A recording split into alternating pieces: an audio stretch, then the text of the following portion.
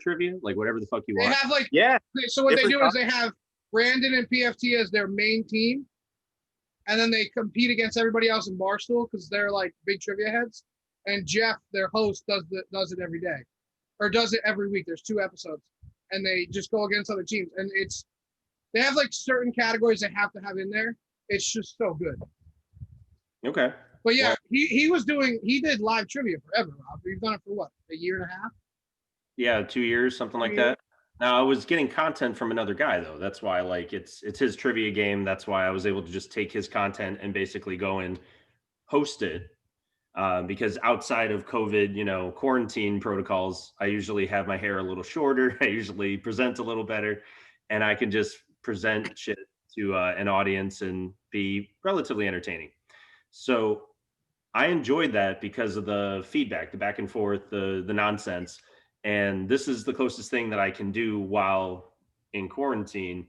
And it's a lot of fun. It's, as much fun as doing trivia games. If we could do trivia games with a bunch of all the guys that I see on the fucking Twitter group, I think we would have a great time. I know. I wish some of them would interact a little more because I don't really even know how to.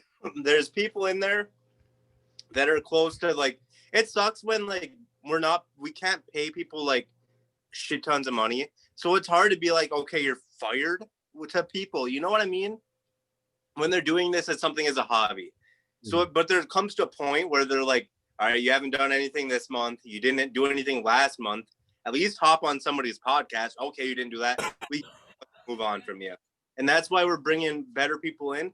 And now as like Johnny sees and other people, Tyler's seeing too, because we're able to pay a little bit more now, at least a little bit more. And it's going to help out everybody in the long run. And honestly, it sucks that people in the group chat don't like interact. And those are the people who are like, besides like the people like Tyler, like the people on your podcast, the anomalies, I don't expect a lot of those people to reply. Like, I don't expect Ronnie to like reply and interact and stuff like that. But like, still though, like I expect him to like somewhat like some tweets sometimes, but it's like, okay, you guys are still doing your own thing. And I love that. And I don't know. I'm just rambling. No, I mean, This is the Trev Stone show right here. We're coming live. Yeah, Trev exactly. Stone, the extended edition. Yeah, it should be the Trev Stone. The Trev Stone edition. And I'm pretty fucking drunk. I'm fucking guys. It's featuring Spiked Rob is real spiked. I'm getting there. Once I finish this, I'll be done with my handle, and then I can move on to beer and shit. Beer and shit. Are you're gonna be up drinking for a while or what? Probably. What time? We gotta get up. We gotta get up at 10 to do our show, but yeah. I honestly, you guys, we could be on here for a fucking another hour if you guys would just get bullshitting. I don't care. Oh yeah, fuck, let's do it. We bullshit, man. That's what we do. Dude, me and Rob are on the phone, Trev, sometimes for like 5 or 6 hours just talking. And yeah, like, yo, every time we do it too, we're like, yo, if we were recording this shit would be cold. Right. We literally say that every time. You know, maybe we'll catch a couple clips out of here afterwards. I can go back tomorrow and catch a couple clips. And if not, either way, we're just sitting here fucking doing nothing. It's fucking quarantine and we're just sitting here drinking. I wish Johnny B had a beer, but he's not drinking. Don't have any beers. I'm pounding waters like a son of a bitch. Though. You're trying to lose weight. Hey. Trying. I'm proud of you. Hey, what do you think? What's that? I can tell. I'm proud of you. I can tell. I'm kicking ass. I'm trying hard, man. But I really think, I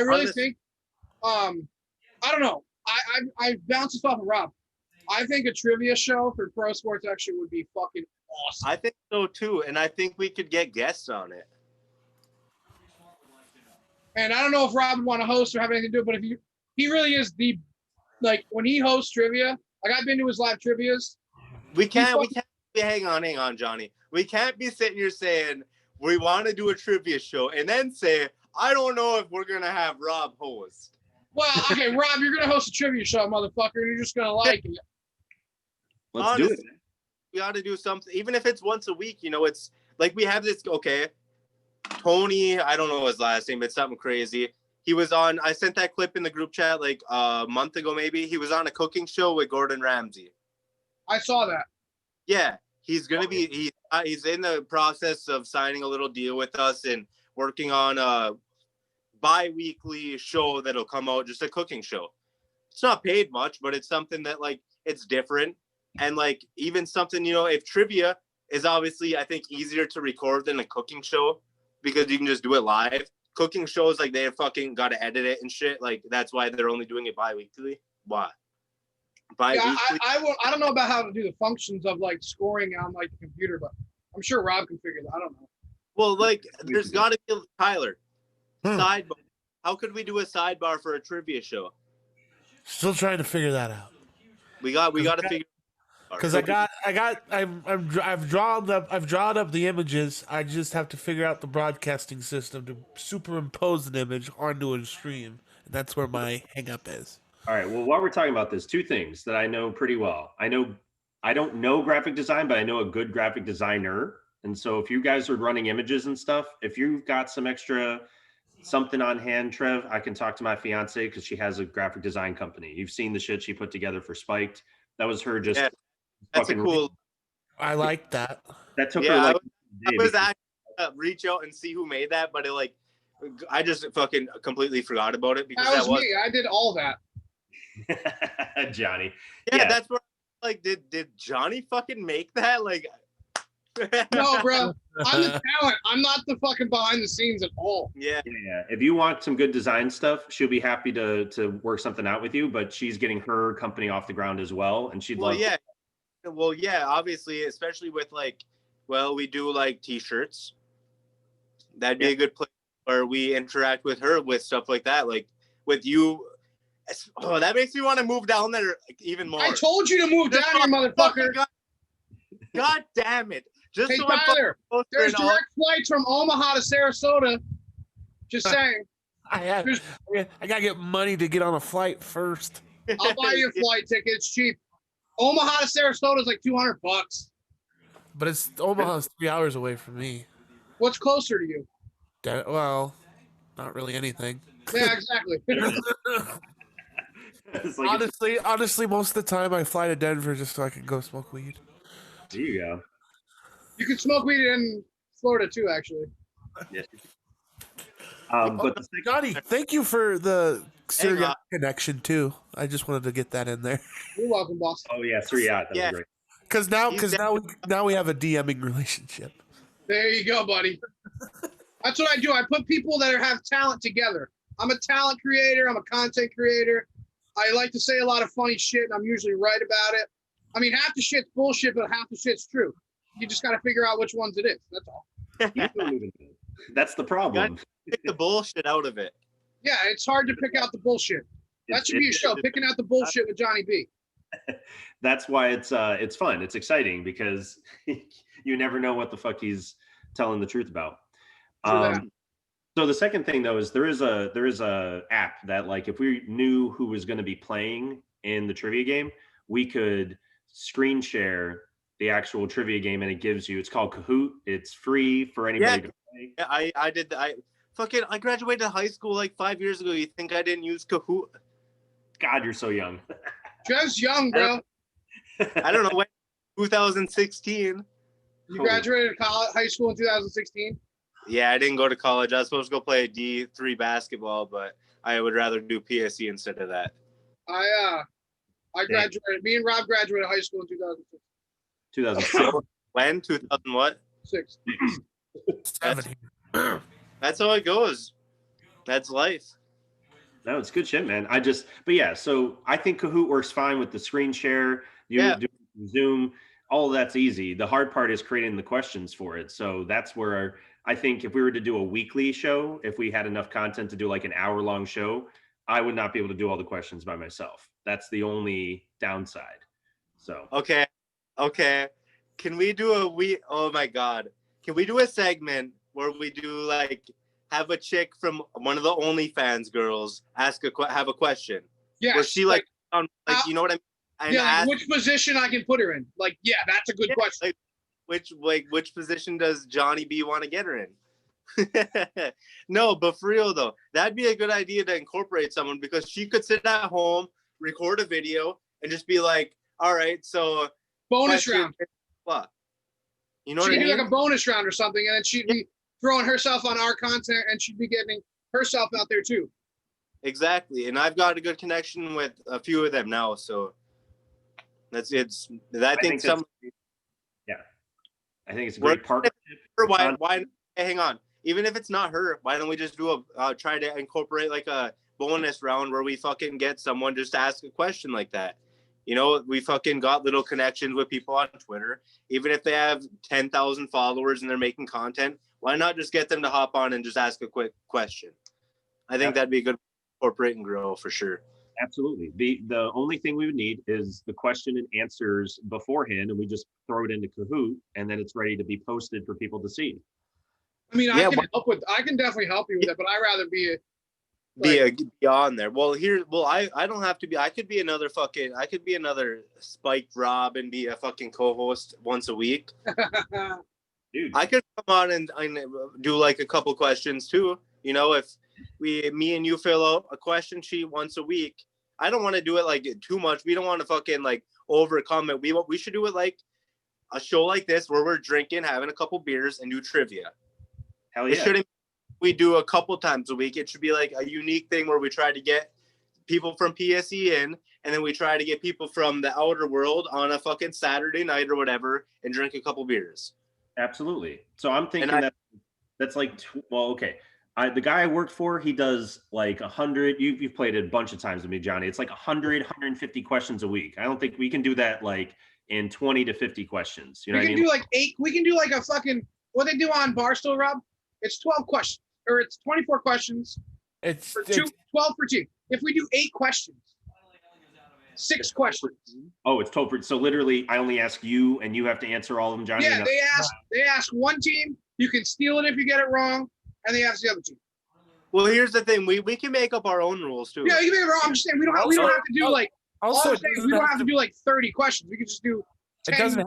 It doesn't even have to be teams either. Like I played the dozen on the radio, and that the buzzing system works fine too. Yeah, you can do the buzzing. That's the thing with Kahoot. That's why it's good, because even if you Google the answer or whatever, if you already know it, you get way more points. Yeah, exactly. That's why it's beautiful, because if you know it right away, you get 1,000 points. Fucking sucked at. I never knew it. I always try to Google it. Shut up, fucking stupid. No, that's why I love that shit. Yeah, but that's why if we don't have to do that many questions, we can do maybe 15 questions a week. You know? Sure. Yeah. 15. I feel like that might go by fast. Well, that's like I'm saying 20 to 50 at most. I was 20 to 50. We could do an hour. What I was thinking was 20 to 50. Yeah, and I can do a music round where I play fucking shit like from Rumors or whatever. And music rounds are fucking awesome.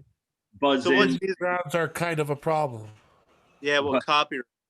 Oh yeah, we already have enough copyright infringement problems. Yeah. Oh yeah, that's fair. Yeah, you guys' YouTube show still can't make any money yet because they haven't signed off. They whitelisted us. We're good. I have to send them the link, but you check it now. All of the videos are good now because we talked to. I didn't notice. I haven't got like a notification lately saying it was. You have no idea. We had to jump through so many fucking hoops, so many different times. Because it's normally not an artist, and it's normally not even the fucking company. It's normally when it's something small. It was Rob? It was like a 4th channel, right? Like it wasn't the publisher. It wasn't it wasn't anybody. Yeah, because I feel like if I put my Brad Shepard diss track on another video or something, it might get copyrighted because it's on a bunch of different platforms now. And I'm like, but wait, what would I have to do then? Because literally, if you give it access to other people to sell it, then that's when it fucking becomes a whole different like ball game. You know what we should do, Johnny? This is what we do. If we want to incorporate music into not even trivia, just in general, karaoke night. Fucking stream the YouTube bullshit and you just do your shit. If you really want to have like just stupid, ridiculous shit, because I know you love karaoke. I love karaoke. But another thing with karaoke is we're gonna get copyrighted, if like, they'll even dude. If we're sitting here, if we all start singing the same song for like 20 seconds and we're decent on beat, they'll fucking copyright us. And take the video down too. Yeah, take it down. That's what they do with most people. Pat McAfee had that happen before. He was in trouble with that for a second. Not in trouble, but that happened to him. I've heard him even talk. So the only way we get around that though is when Sirius gives us a contract and we can play whatever we want. Yeah, well, Sirius. Once Sirius gets okay. No, Man, that's the Seriously. only way. That's really the only way they get away with it is if you get a radio deal, because on the radio you can play whatever you want. Well, also they collect rights fees from every subscriber too. Right. That's why it's expensive. That makes Yeah. sense. But like honestly, with the serious thing, wouldn't it be kind of crazy because they're not gonna pay Barstool with a new deal? They're not. They're not. There's got to be another fucking channel that comes in. Maybe They're maybe we such idiots. They paid fucking Stern 120. I haven't Yeah. listened to Howard Stern in 20 Oh, years. they haven't paid him that yet. That's the misconception. Stern the next day after all that reporting came out, Stern the next day said we're not close on a deal at all. really. So Yeah. Sirius gonna fold because if they're gonna lose Barstool and Stern, they're done. When they didn't get Rogan, so I mean, I'm literally no Rogan's on Spotify. I'm getting rid of my Sirius as soon as Barstool is off. I'm getting rid of it. Give us $100,000, please. Oh, We'll take come on. 100,000 and we'll do 24 hours of radio. Yeah. Honestly, just 100,000 each to us. Just let us fucking just do our shit. That's it. We'll get tons of listeners. Honestly, we're fucking like we're not that bad at content. When I was listening to you guys earlier, I normally watch Barstool stream in the background when they do the live stuff. You guys did a good job earlier. I thought you guys were doing well. Appreciate And they it. have on Barstool normally doesn't bring another guest on like from the outer world with something like that. That was a good pull by you, Johnny. We just got to get that guest to share. Well, the the reason, link. like I said, I've been studying those streams. I watch the streams too. The ones that I really love Jared and Dallas when they do the starting nine for the playoffs. They always bring in somebody. Like they had, Yeah. I mean, a pitcher or a writer or like one of Jared's high school friends. Like it's just The only reason Barstools work is one, well, obviously the fan base is when they have Dave, or else they're doing like $10,000 to Spider because he's someone that everyone knows, but he's behind the scenes, so they all want to see it. yeah. So But only like, time with that. the And other it's day like- when it was just the Yankee boys and nobody else, everybody was on the starting nine stream because they were bringing on guests. yeah, And those guys were just sitting there with their thumbs in their ass like this. yeah, I think are like a big thing, and I think that's why when like my podcast, I didn't record many episodes lately, but like even years ago, when I would do episodes like daily, I would always have guests on. Like you can go back, Barstool, they were on Blog Talk Radio. Same time I was doing it on Blog Talk Radio. But I was fucking 13 years old. Dave was fucking like 50 still because he's like 70 now. in my world. But either way. And I'm on there like doing it. And it's like every week I would have guests on, or every day on. I would do a daily show. I was on fucking the news channels always because it was a daily show and I always had guests. That's what everyone liked was like, oh, you had this person on. You had Jay Feely kick the game-winning kick and you had him on the next week. It's like, that's pretty cool. And I think guests are a huge way to grow. And if we do a show where people are watching the game and we can figure out a way to get everybody watching the same game at the same time, not plays off, it'll really do well. Well, like we've been like since we love our college football, obviously, like our spike we've been doing. I've been reaching out, and we're making a lot of connections in the college football world that like aren't the top echelon. Yeah. But they're still awesome, good athletes, and they're gonna start coming on here within the next week. I think we'll have one Well, guy. if you ever have someone, you can always like Johnny. This is for like especially you. If something comes down to it and you want to message someone on the Pro Sports Extra Twitter, because obviously there's a little bit more buzz like follower wise, you can always reach out to people on there too. I can always give you access to it. Oh, I didn't even think about that. No? You know what I mean? Like if they see Pro Sports Extra message, it might give them like a little, especially for college players, not saying pros exactly, but like college players will be like, okay, that's a decent like little platform at least. Instead of seeing Johnny B with fucking, I don't know how many followers you have, but either way. 200. Yeah. We got to get that. They're very active though. I don't know how to get more Twitter followers. I gotta try. I don't know. You got to follow more people. Fuck that. You gotta hit him up. So like you gotta I totally forgot Shane Carwin followed me the other day. The ex-MMA fighter. That's pretty awesome. I know who he is. He followed me years ago, but then like I had his notifications set to on, and then he tweeted something for the first time in 2 years, and I was like, "Oh fuck, I forgot about this." Yeah. You know what's weird about a lot of those athletes though, like that, like I've even had like a lot of country music stars just randomly follow me after a concert because they fucking use that algorithm where they're like, oh, he's interested in country music. Now they're like a decent star. It's probably not them. It's people in the background. They'll go follow like other people. Right. It's like, well, it's smart because it gets, they have 50,000 followers. Say it gets more people interested in it. So like maybe you should reach out to more people who just tweet about sports betting. We've been getting a little bit more like that. So I had like 3 weeks ago, I had like 150 followers. Now I have 200. So Tyler, still drinking? Yeah. Rob, let's cheers. Cheers. Guys, I joined Twitter like 2 weeks ago and I got 89 followers. So cheers. I have 339.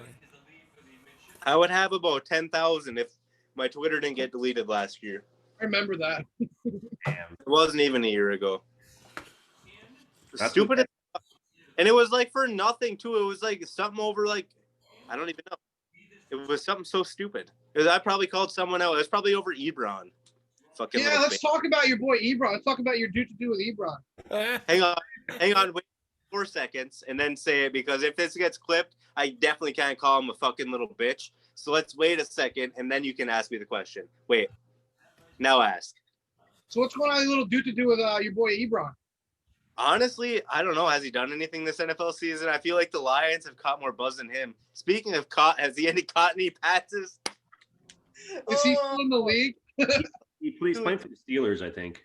Yeah, he's playing for the Steelers. I don't know. Do you know the background of the dude? I definitely picked him up on fantasy during our fantasy draft. Out of spite. Yeah, out of spite. And he has not done shit. Let's see here. Ebron. Rob, there's a big backstory where he used to bash him when he was on the Lions, and then he would try to come back at him, and it just. Oh, Rob.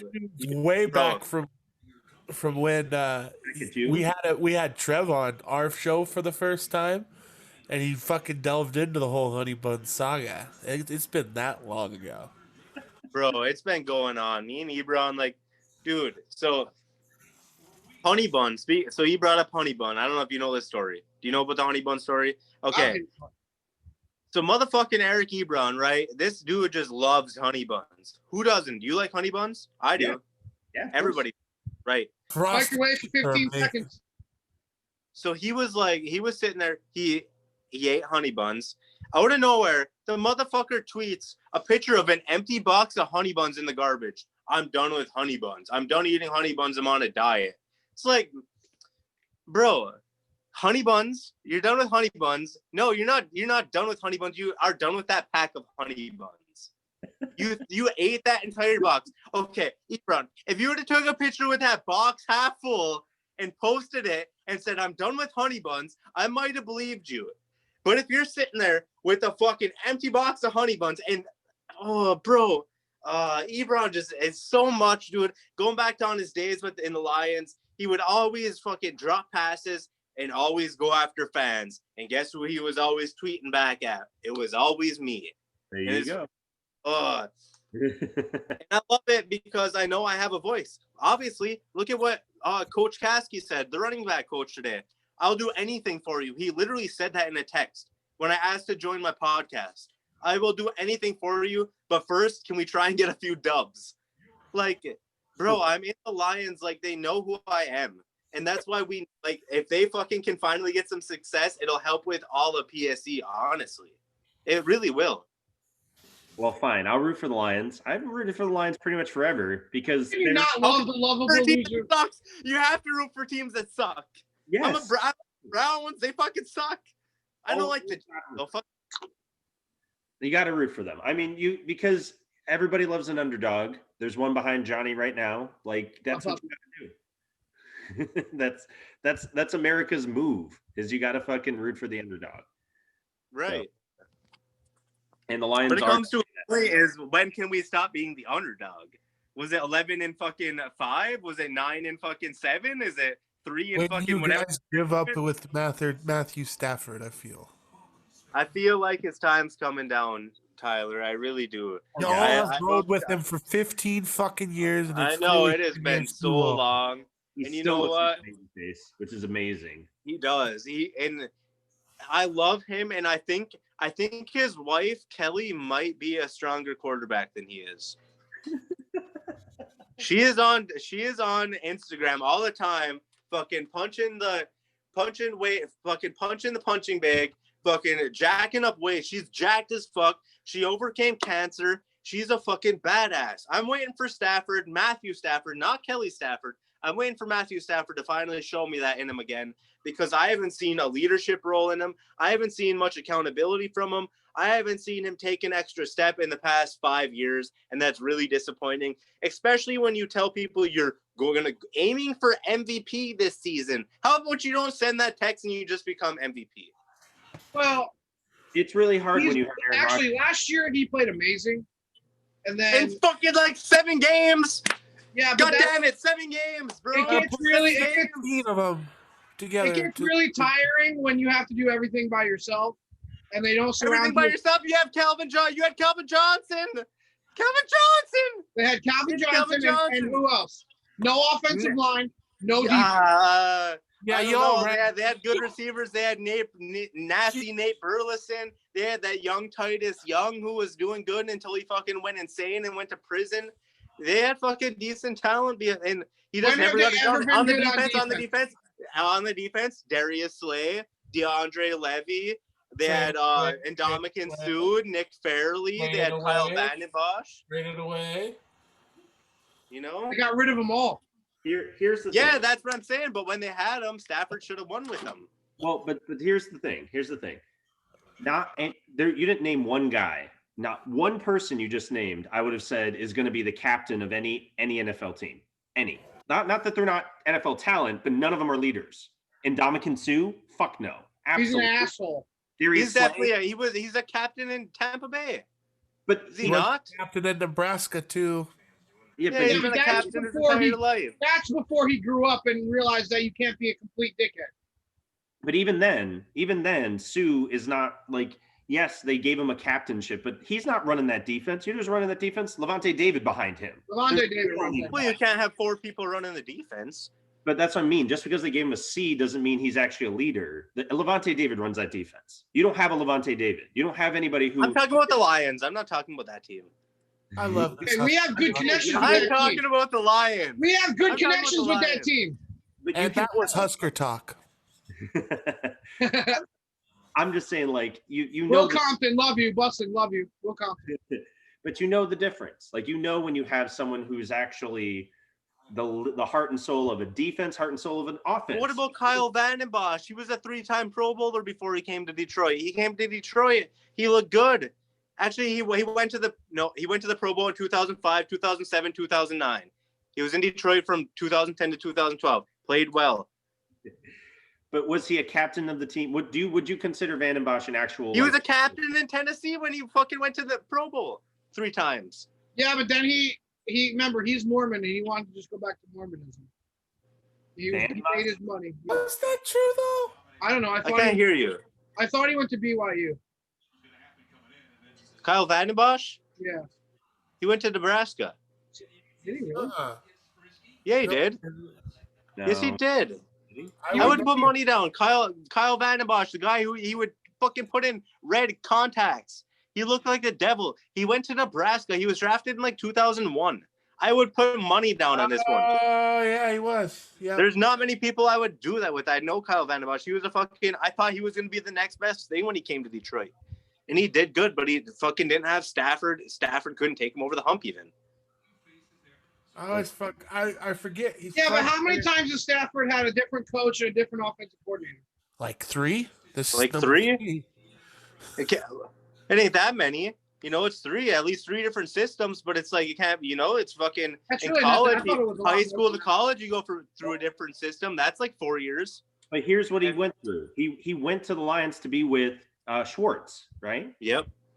Yeah. So I'm going to say something that you probably won't like to hear, Trev, but Schwartz fucked up your team to the point where there was no leadership that you could possibly have to overcome his obnoxiousness as a head coach. Not even his actual strategy, his ridiculousness as a coach. I would have to disagree with you because I've talked to like so many former players, Stephon Logan, Pat Lee, so many different players that played for Schwartz, and none of them have said that. They all said he's a really good defensive coordinator. He shouldn't have been a head coach, but they never said he was like anything like that. They definitely were not really disciplined under him. That's for sure. You know, there were dumb fouls, but I would rather have those dumb penalties and be a defense, like the defense when Ndamukong Suh's on the line and you're scared of them, instead of a defensive line who's going to give up 150 yards rushing on any given Sunday to fucking Joe Blow. That's fair. That's fair. But I just felt like the outside perspective was that because there was no discipline, there was no nothing, there was no, like, his antics created, basically, it didn't matter. There was no leadership because people were not paying attention to the people who were running the locker room. They were worried about what coach was going to fucking say next and like be a distraction. You know what I mean? I don't know. I don't know. Maybe you're right, but I don't know. I don't know if that's how Schwartz was, because the only thing that I ever remember ever being crazy with him was the fucking fight with him and fucking Harbaugh after Harbaugh came after him like crazy. Like they all went after the handshake and Schwartz was pissed afterwards. And you know what? That fucking showed to me that my coach is fucking fiery and he's fucking ready to take a bullet for his team. And I would rather have that than fucking fat slob Patricia who fucking can't even fucking wake up for breakfast in the morning sometimes. And I'm the one who fucking has 100 t-shirts that printed off in Patricia We Trust. But at this point, I'd much rather have Jim Schwartz and his fiery energy defense than Matt Patricia's defensive guru ass who's fucking giving up 150 yards to fucking Joe Blow running the ball. And that's totally fair. I'm not saying that. I'm saying that you want to get over the hump, right? You want to succeed because your head coach puts you in a position to succeed, not despite your head coach. And I just don't think with Caldwell, you might have had that, but you didn't have, in my opinion, you didn't have the leadership in the players to really pull that off, because you said Stafford's not that guy. Stafford's a good player, but he's not a leader. Well, that's what I'm saying. That must be what's wrong with him then. I mean, I don't know what else to say. Like, he's got stats. He's got the well, fucking when you're down by 30, the defense is playing prevent. I'm gonna fucking chuck the ball around too. Jay Cutler. Better than Jay Cutler. He is better than Jay Cutler. He's probably better than Mitchell Trubisky. He's better than everyone in that division. He's better than Kirk Cousins most years, but he's not better than Aaron Rodgers. And he's not on that level. He just isn't. He never has been. He's not. And that's what I'm saying. Yeah, I agree. That's what's like still kind of holding him up.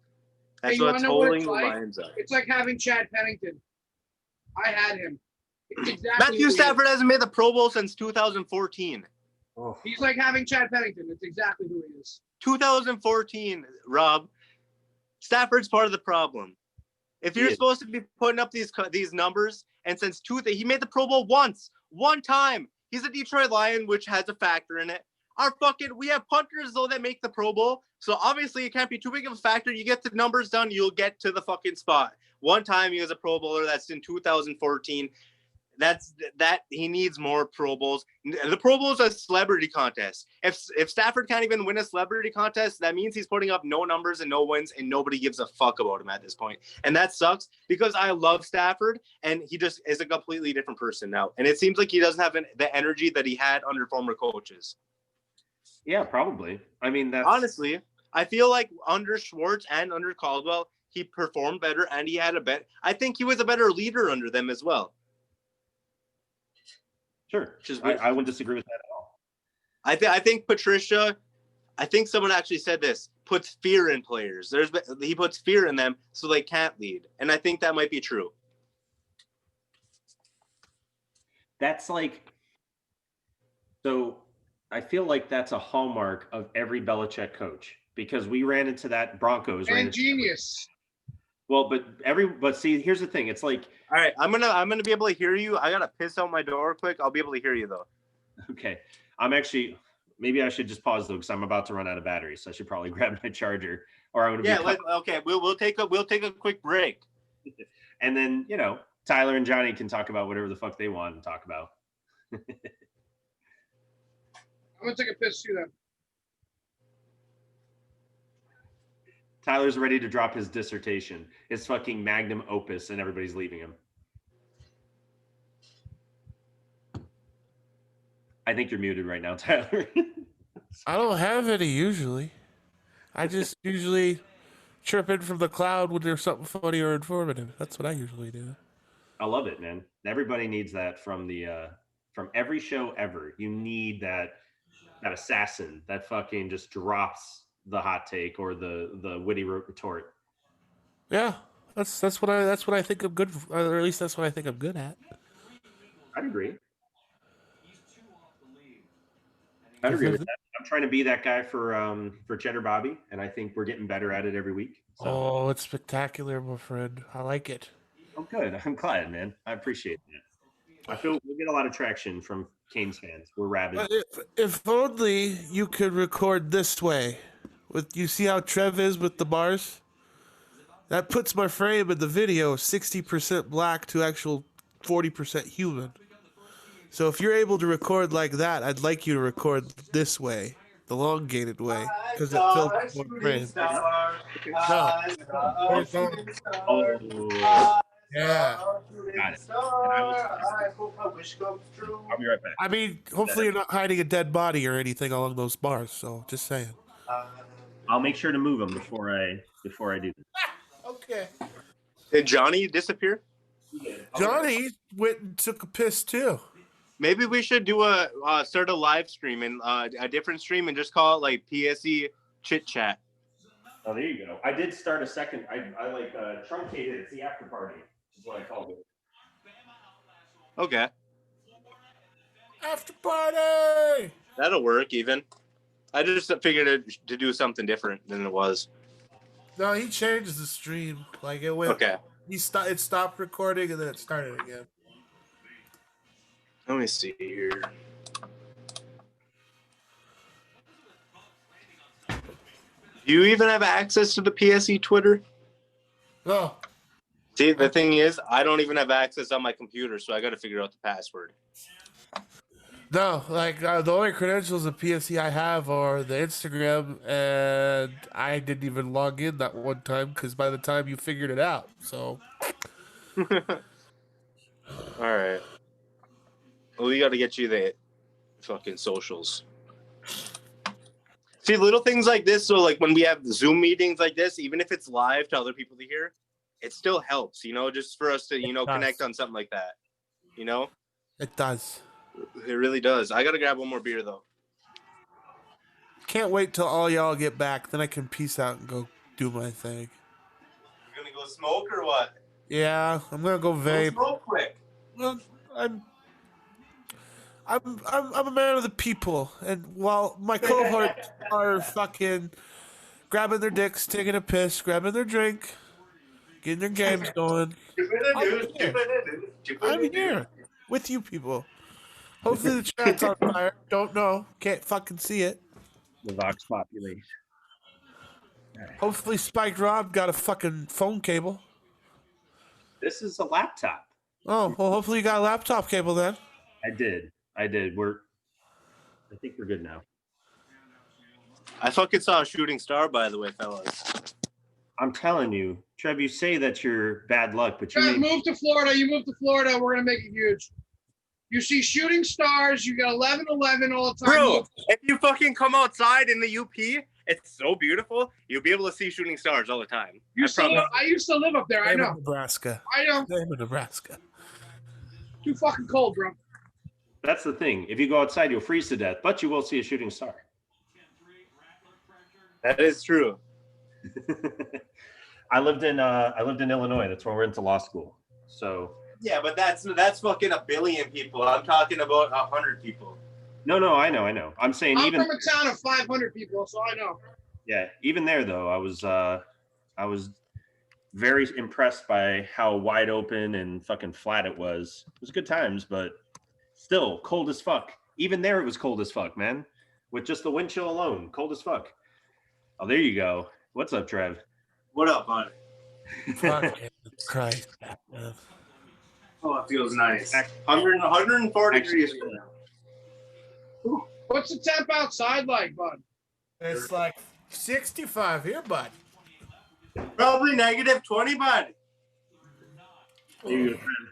Trev, you see what I got? Probably like 40. Trev, can you see this? Yep. Match your flag behind you. I just want to say this again. Budweiser. Sir Yacht is an incredible human. But You like them? Real chill. We're having a relationship of sorts. all right, well, I get invited to the wedding because No. You're the one that orchestrated. You're the best man, Johnny. All right, cool. Exactly. I'll be that flower boy. No, I'm just kidding. I think he'll do some stuff with us. Like I said, I think I don't know. He just seems down for anything.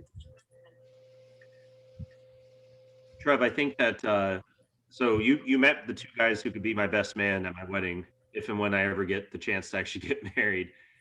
Johnny and Adam are number 1 and number 2 for sure. I feel that. They're gonna have There's some. a lot of good connection. Yeah, they're definitely gonna have some ridiculous shit to determine who's number 1 and who's number 2. So.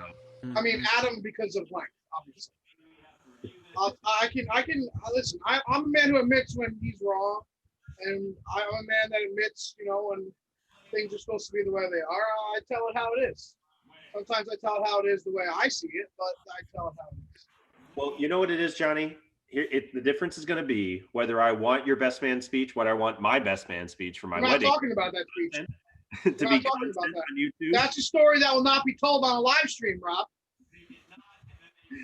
The last time Johnny was best You man, can pause the recording and then restart it after. Go ahead, Rob. Why don't you tell everybody? No, you know what? It's not like it's a big deal, right? It's just that it was so good that it made it on YouTube even before he was a YouTuber. Really? That's how crazy his best man speech was the last time he was best man. So that's kind of the standard you either expect. With the guy JC that we do the Spike video with, I might have made a speech when I was So we're gonna have to have JC retell the speech because I've never talked to JC about the actual speech. I've only heard your telling of it.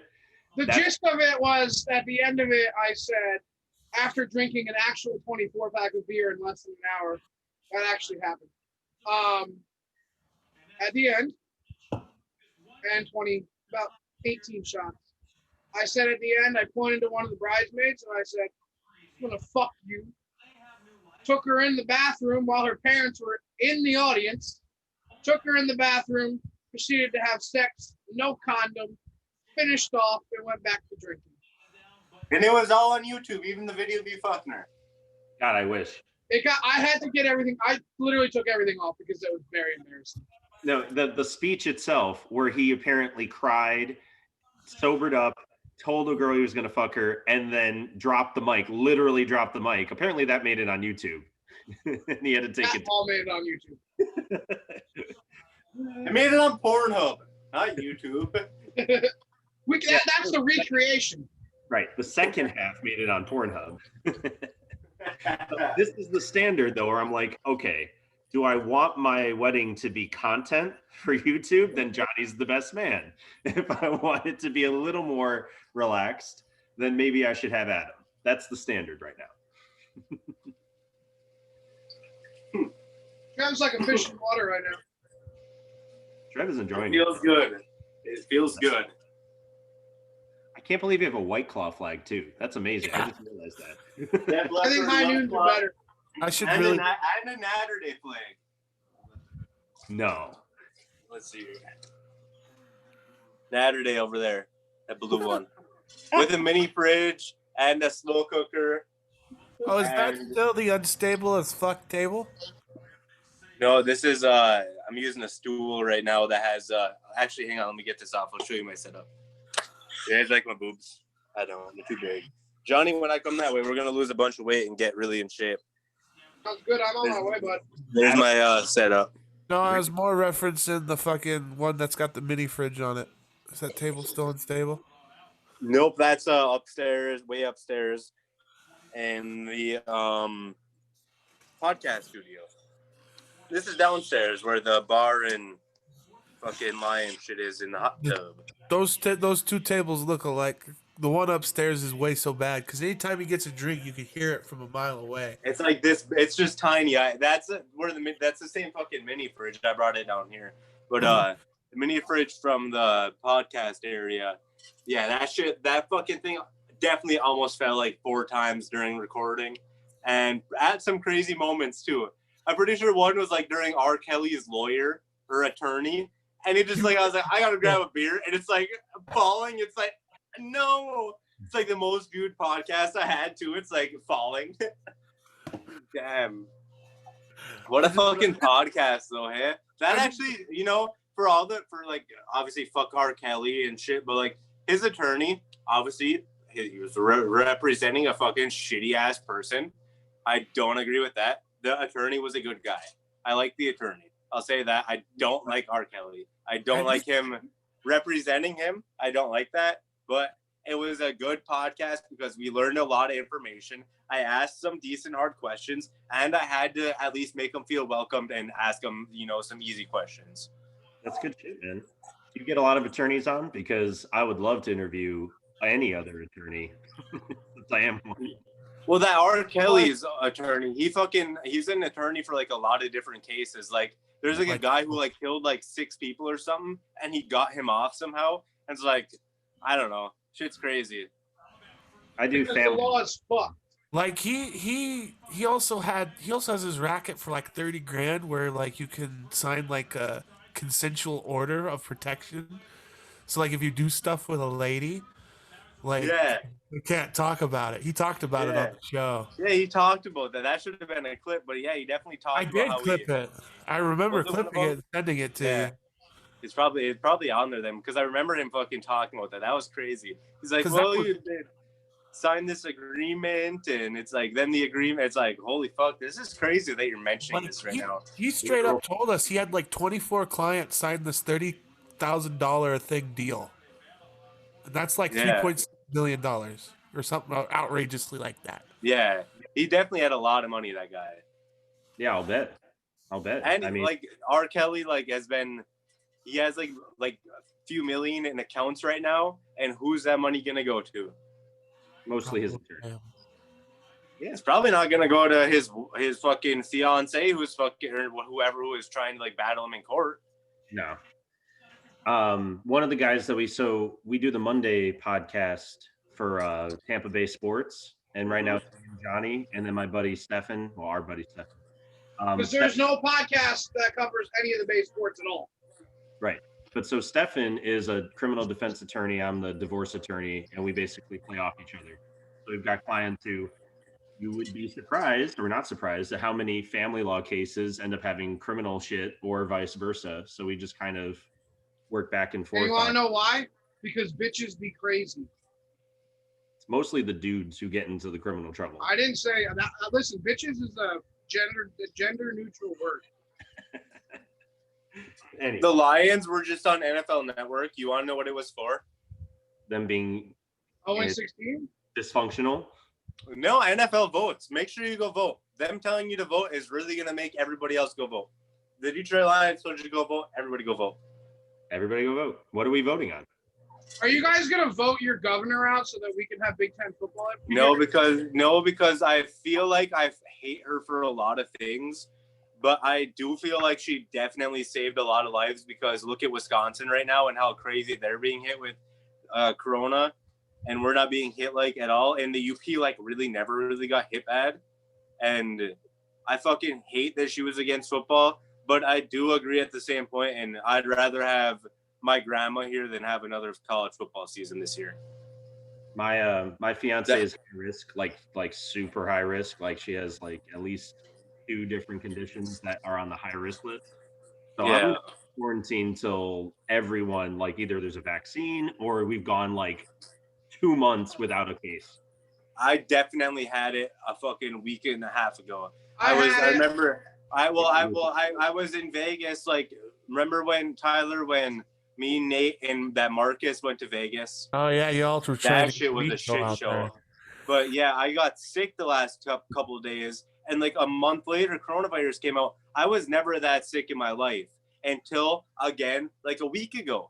And I fucking was so sick, dude, the same symptoms. And it's all the coronavirus symptoms. But I feel good now. I probably should have went and got tested. but I haven't went around people in the past. Like, I ain't gonna go around people until I feel good, and then I'm gonna wait another fucking week or so because I'm not gonna risk it. I fucking told my cousins who come watch football here, said I haven't been feeling good. I probably have had coronavirus. You guys want to come watch the game? Go ahead. It's on you guys, you know. And I feel like at some point that's how this virus might become if we can't get it under control. Because at some point we will have to go to living our lives if we can't get it under control. And That's when herd immunity will take over and everything will be. Yeah, 6 million people will also die too. Well, that's true. I mean, that's what's scary. Although Sweden didn't shut down and they've only had 5,000 deaths. I don't know how that's possible. who did? New Zealand? Where? Sweden. Oh, Sweden. Well, Sweden also has they make you buy health insurance there too. that helps. Yeah. Yeah, the black community is definitely really struggling with this virus. And that's what's really sad about this is, like, honestly, like, they have a big number of the deaths, and it's because of, like, stuff like health insurance and stuff. And that's what's kind of scary. No, that's the thing. Like, for me, Like, hang on, one more thing. We can't all get airlifted out of the fucking White House and go to fucking 20 doctors, Trump. Like, God damn it. Like, I fucking voted in Trump in 2016. And I fucking like Trump for so many things, but he doesn't care about so many people's lives, and that kind of scares me. That does. And it does scare me in so many things, but I think he's smart with so many things too. And like, You're allowed to hate people and like people for different reasons. and then that's how it is, because I like him because he's smart with business and stuff. And I agree with some stuff that he's done dumb business decisions too. He's done good things for the country, and he's done bad things by separating people more. And that's honestly how I feel about There's it. never been like a perfect person at president, so no, that's definitely true. it's a matter of priorities, right? It's just what everybody has different set. Like, everybody agrees that it's not good to be this or that, but you have to prioritize. I mean, Right. every one of my clients, they're like, well, I want this, I want that, I want that. I'm like, okay, but like, you're going through a divorce. You have to prioritize. What's the most important thing to you? What is the number Right. one thing that you want to make sure is taken care of? And then everything else, yeah, it's great if we can get it, but if not, you have to let it go. Yeah. And, not enough people do that, and that's okay. But when they go through a divorce, they have to. And Right. that's the number one thing that I struggle with people. Even if I tell them from day one and day 200, they're still struggling with it. I'm just like, all right, well, I don't know what to say, man. Right. I haven't changed the tune. You're just not listening. So, but yeah, I agree 100%. You have to prioritize. And obviously, Johnny and I are probably on opposite ends of the political spectrum because of what no, because there's the right and the left, and you know where I am. you're north. I'm north. Johnny is definitely more right than left. I'm north. Yeah, northwest. Wait, what is it? What is North right? North right. North right. Like I'm not, dude. I used to be like, let people marry who they want, fuck who they want, smoke weed. Honestly, all like, social issues are null and void to me. Do what you gotta do, but fuck the government. Don't take my money. Taxes are a fee. That's why Vegas, that's why we might have to move there. That's why we live in Florida, because there's no taxes. There are no taxes. We're in a red Really? state. Yeah, there's no income tax. But I got to pay my income tax this week to the federal government, so I've delayed it long enough. Yeah, we don't have a state income tax here. We're one of 7 states. Yeah. So still got to shell out. I hate worrying about that shit because, like, fucking, like, making sure, like, LLCs and everything's, like, up to date. All that shit is, like, so fucking just, like, stress. Like, I can't wait for the day where I don't have to worry about that part for PSE, because that shit, like, I don't care about reaching out for ad deals and stuff and making sure we're at least making the money that we should at the time. But fucking having to deal with the government and making sure the paperwork, all that shit's filed, that shit is what gets me. Well, you're in Michigan, too. I can only imagine the taxes. Yeah, and it's fucking, like... Well, businesses, a lot of businesses can get breaks on a lot of things too. And like with online media, when you're not making $1 zillion, you can catch breaks with some stuff, but at the same time, it's a pain in the ass. Yeah, they don't give it. I mean, it's not really free, right? No, exactly. You think that they want businesses to be in the US and stuff? You think that they would want everything to be cheaper, not free like Amazon? How the fuck don't they pay taxes? But on the other hand, like we probably pay more in taxes than fucking Amazon does.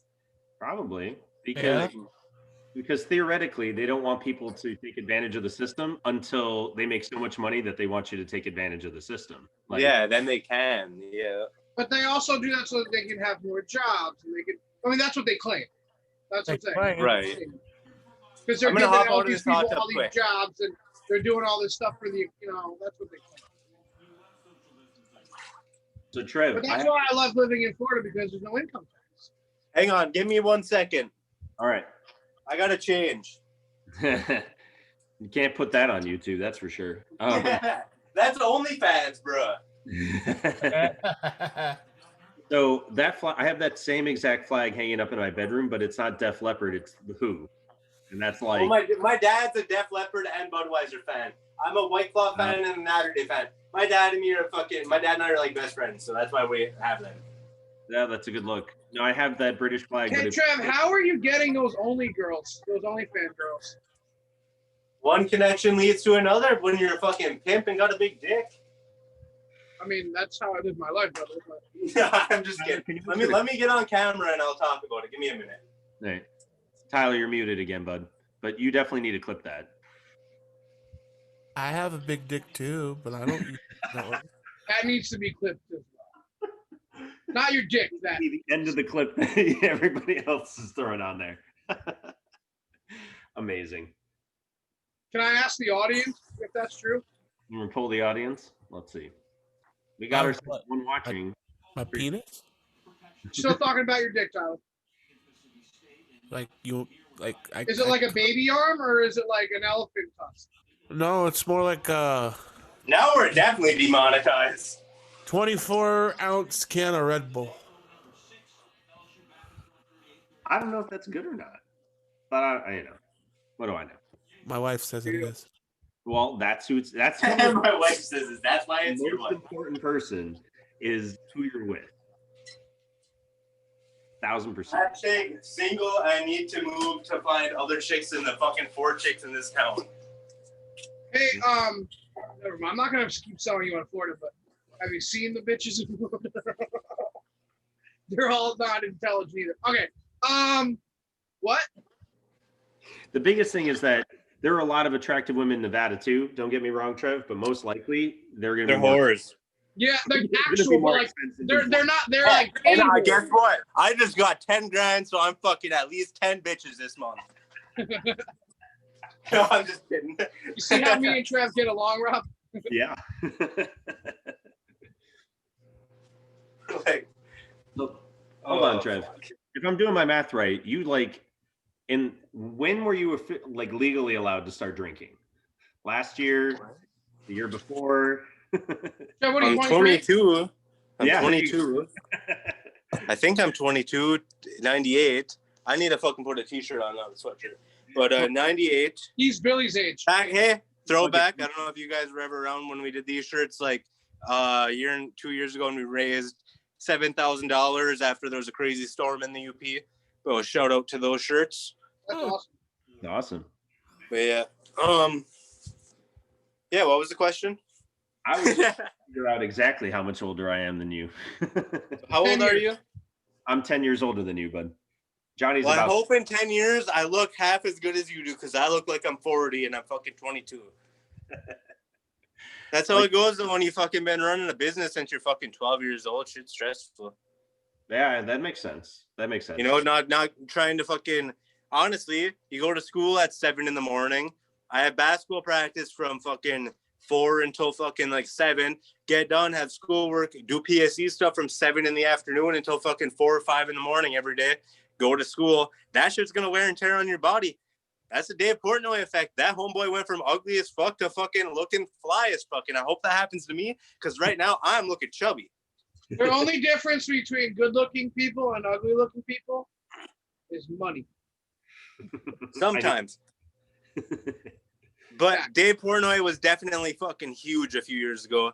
Bigger than I am now, because I feel like if you go back, you guys know what network marketing is? Mhm. Do you guys ever see that You Should Be Here sign? World Ventures. BNI. I do BNI for a while. Yeah, I know what you're talking about. So I was in it for a while. I did pretty well. And it was something that I enjoyed. but I fucking vacationed everywhere. Went to Jamaica, Miami, a bunch of places within like a year, like just all over the fucking world, dude. And I gained so much weight. It was like right after I got out of high school, dude. And like, if you go look at pictures from me like 2 or 3 years ago, I was so fat. And if you go look at pictures from 5 years ago, I was a twig. It's like, where the fuck? And now I'm like in the fucking middle. Baby, why don't you just meet me in the middle? Hey, hey. I'm losing my mind. Yeah, we're getting copyrighted. Copyrighted. So Trev, there you go. There you go. White noise. Thank you, Tyler. So Adam, so the guy you saw and you said he's very smart. He's got a master's in like exercise, sports science. He's got a master's in a lot of things, bro. That motherfucker's brain is different. It is. But guess what, Trev? He's moving back to Florida. He wants to, yeah. But I heard. But that dude was a twig forever. And I mean, I've known him 14 years. For 13 and a half years, he's been a fucking twig. 135 pounds and 6 foot. It was a twig? The motherfucker is a twig. He No, had he a was shirt a- up and he didn't have boobs. Well, but so he used to be fucking like I said, we used to call him. Yeah, I heard somebody bragging him up that he looks fucking bigger or something. Oh, he looks like he's been doing muscle. The dude looked like I did when I was in fucking 14th grade. No, but he was 6'2", 135 pounds at like 27. Yeah. How like, big? 6 what? 6'2", 135.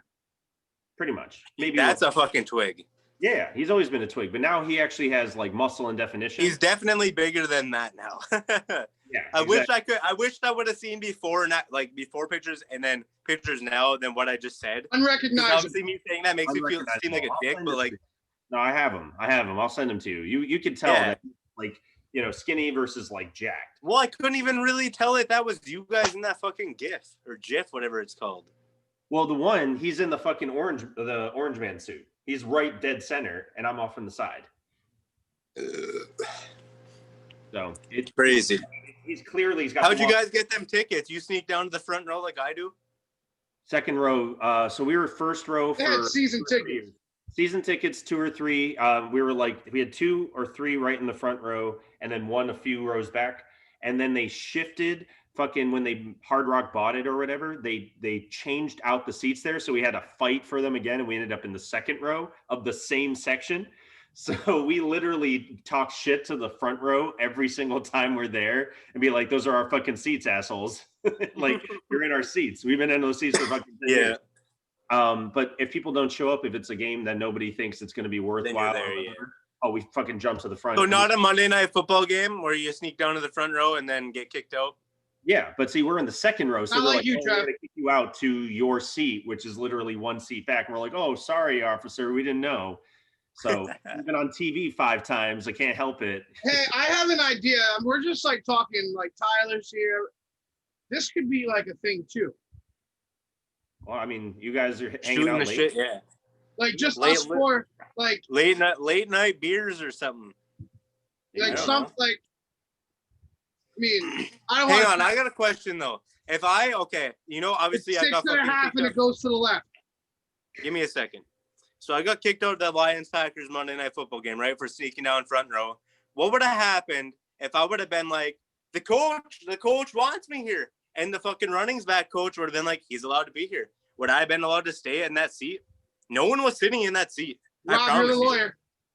If the running backs coach vouched for you, I'm sure that the security guards will be like, "Nah, he's good then. Never mind." That's what I was kind of thinking, because it was a weird situation. The only reason, I don't know if you know the entire story. I'm going to tell it anyway. So I show up to Monday Night Football. I have a decent buzz. There's like the fucking Monday Night Football crew on the like when you walk in, like to Lambeau area, you can see it over there. Went over there outside, was hanging out with them. I fucking was getting drinks actually handed to me from like the studio people that were doing the Monday Night Football set, because they had like a bar over there. And I was like, "Yo, can I get a beer?" And they're like, "Actually, yeah," they gave me one. And like they kept hooking me up for a minute. And then after that, I went to watch the game. I walk in, it's Lambeau. They have the fucking metal bleachers, right? It's like a fucking high school setup. Metal bleachers? What the fuck's this? I ain't fucking paying to sit on metal fucking bleachers. Fucking bitch ass fucking no owner ass team. But anyway, there's fucking the bleachers are set up. So I'm like, all right, no one's here. The year before that, we won the Lions-Packers game, I did the same thing. Went down front row, just kept backing up a little bit, got good seats. I was sitting like 20 fucking seats up. Wasn't like terrible seats, good seats, decent. And I walked down to the front. No one's there. Kelly Stafford, Matthew Stafford's wife, fucking a bunch of players' wives, TJ Hawkinson, a bunch of like star players' wives show up. That's their seats. They're all sitting there. There's still a fucking seat there. I'm sitting next to the backup quarterback's wife, Jeff Driscoll, on this seat, right? Nothing's going on. Everything''s fine. The game starts off. Kenny Golladay, we throw a flea flicker to Kenny Golladay or something. It was something crazy, trick play, and we were fucking all high-fiving, all of us in the front row. Crazy shit. And like, I'm sitting here like, bro, I'm not even supposed to be here. I got one ticket. I came here by myself because I'm a diehard Lions fan. This is fucking memorable. I'm taking like pictures, videos. I remember Adam Schefter walked by me. I'm like, Adam Schefter. He like pointed up. He's like waving to me. I was supposed to have him on my podcast when I was like 13. That motherfucker DM'd me and then didn't respond afterwards. But either way, besides that point, I'm sitting there front row, high-fiving with him. It's like, this is crazy as fuck. I'm sitting here. And then things started going south. This Packer fan, he heard me tell, because there's a Lions fan behind me. The Lions fan was just talking to me, and I'm like, bro, I'm going to tell you, this isn't my actual seat, but can you just like watch? If you're standing behind me, if you stand like this, no one's going to be able to tell the difference if I'm out like an inch over the rail. You know what I mean? So I'm like, all right, bro, you got me, right? He's like, yeah, dude, yeah, bro. Out of nowhere, a Packer fan ended up hearing that. There's a fucking play that comes. Tracy Walker and the Lions comes and hits it was Dramino Ellison, hits him, and they call a flag. And I'm booing. I'm like, boo! Dramino doesn't get up. Motherfucker's like knocked out. This guy is like, you can't be yelling when a player's knocked out on the field. I'm like, it was a terrible call. And the guy's like, you're an asshole. And then like nothing else happened. Like everything was fine. Like the Lions players' wives were like, fuck these Packers fans for yelling back. Keep yelling. That was a bad call. Next thing you know, like fucking shit just breaks out. Like 7 security guards walk down. And I'm like sitting here and they're like, show us your ticket. And I knew exactly what I was going to say. I was like, it's on my phone. Let me check my phone. Knew my phone was dead. I'm like, bro, my phone's dead. And then he's like, hey, do any of you girls have a portable charger? Talking to the players' wives. Do any of you guys have a portable charger? I'm like, no, do not ask them. Don't ask them for anything, right? Like they're worth millions of dollars. Don't fucking ask them for a portable charger. I'm in the wrong seat. Just take me away. Just get me out of here. He's asking them. And then this Packer fan's like, get him out of here. That's not a seat. The Lions fan, he's like, that's not actually his seat. Oh. None of the wives whose seats I was in, none of them said anything. They high-fived me the entire time. Nothing was wrong until I booed the bullshit call. Guess what happens? They kicked me out. The rest of the game was horseshit. Everyone watched it. Former Packers players said it. The Lions got fucked on that Monday night game. Sickening. And guess what? They get me out of the game. They kicked me out of the fucking game. They could at least let me fucking sit in my old seats. Nope. Get me out of there. All right, whatever. Get me out of there. Blow the fuck. I probably would have ran on the field and fucking punched Cleek Blakeman in the face because I hate that ref. Honestly, that game was fucking sickening, dude. That was the worst fucking refereed game I've ever seen. And I'm so glad that I wasn't sitting there because I would have ran on the field at that point. I would have been like, all right, I would have been taking my phone. I would have been like exactly like this. I'm over here with Kelly Stafford. Y'all subscribe to Pro Sports Extra. I'm jumping on the field. Boom. Punch Cleek Blakeman. And then I would have been in jail for a long time. But Pro Sports Extra would have been worth more money than it is now.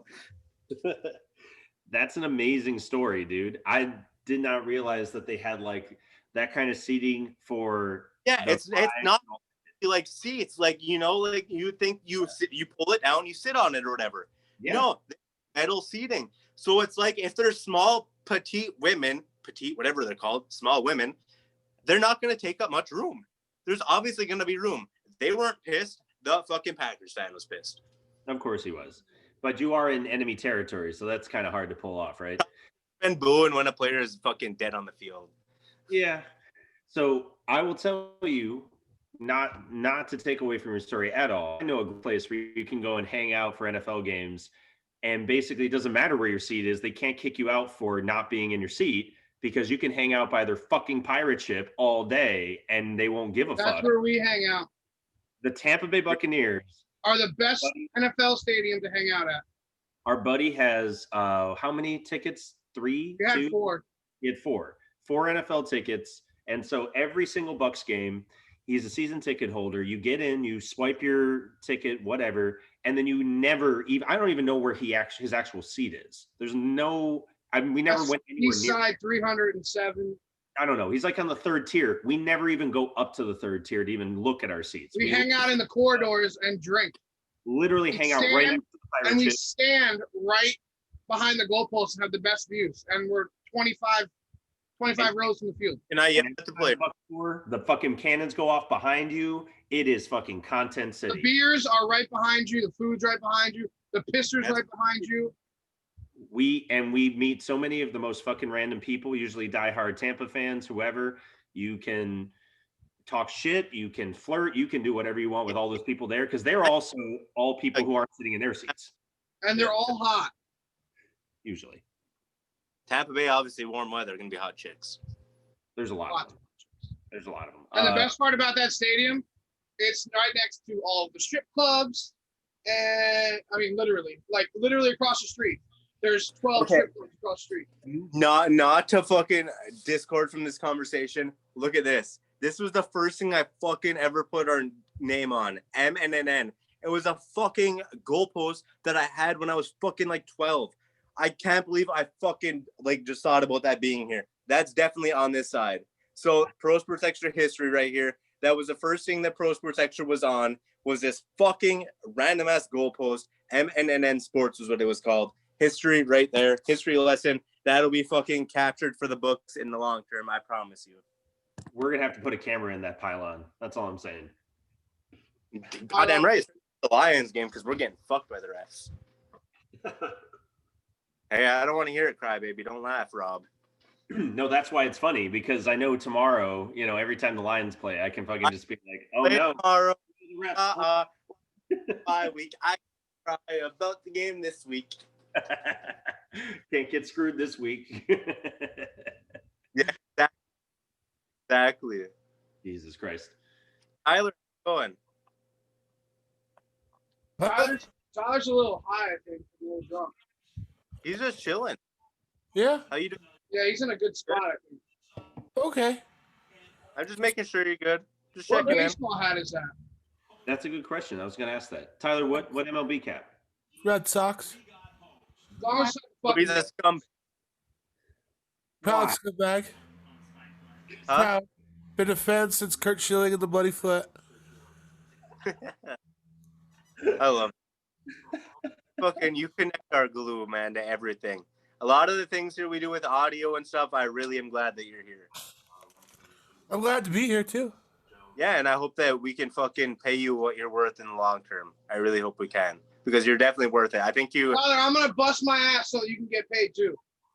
I'm going to, because you're fucking awesome, dude. He is, dude. What he does with this, he's a hard, like, honestly, like, he fucking has so much to do with so many different shows, and it just shows that he's a hard worker, and I really hope that we fucking make it so where we all can make money, but where people like us who are grinders will fucking definitely make it. You know what I mean? Not many people are like you, Tyler, who will fucking sit up nights and fucking do audio for podcasts, whether it's mine, The Anomalies, or another show that would just drop what they're doing, even if they have nothing to do, to just do it, you know? And I just want you to know that it doesn't go like unnoticed, because it's definitely noticed. Really appreciate it. Also, don't suck in the blogging world, or at least I had one good blog. You definitely are. You definitely are good at blogging. You definitely have brought in views from blogging. Because I was looking at our conversation in the timeline, and I had that one good blog where I was on top with you, and I was like, the air is really good up here. Yeah, you were all talking shit. You're like, yeah, the air up top here with all these views is good. I'm like, I never get this. When we all start getting those views, though, is when we all start fucking succeeding. Like, there's so many different times that we're like, I'll have a blog that's getting like that fucking Shannon has like 160,000 views this month. Last month probably had like 20,000. Like, it's just weird because sometimes one blog can take off, and it's like, if we can all just take off at the same time and keep going with the rocket ship, it's going to be hard to stop. Like, I feel bad because that's the thing I've been neglecting the most. I know, is blogging. Because I know I And should it's do it in more. the ass sometimes. It's not really that fun that much. I don't mind it though. I mean, I've been doing it since I was fucking born. I was fucking tweedling with my fucking little kicks. Yeah. But Like, either way, especially blogging from the phone. Oh my god.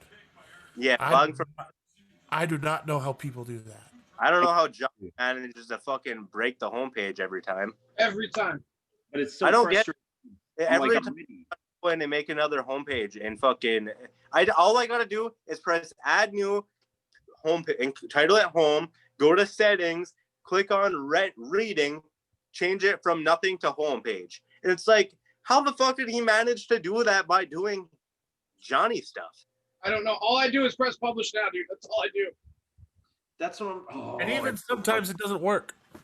Oh my god, it was so frustrating yesterday, Trev, because Oh yeah, Rob had a great blog that he could have put up at midnight and he couldn't do it. literally midnight of the Heat game. Did you not add it on before you talk? Did you not add a featured image then? No, I did. I tried. Yeah, it's in there now, Trav. It's there.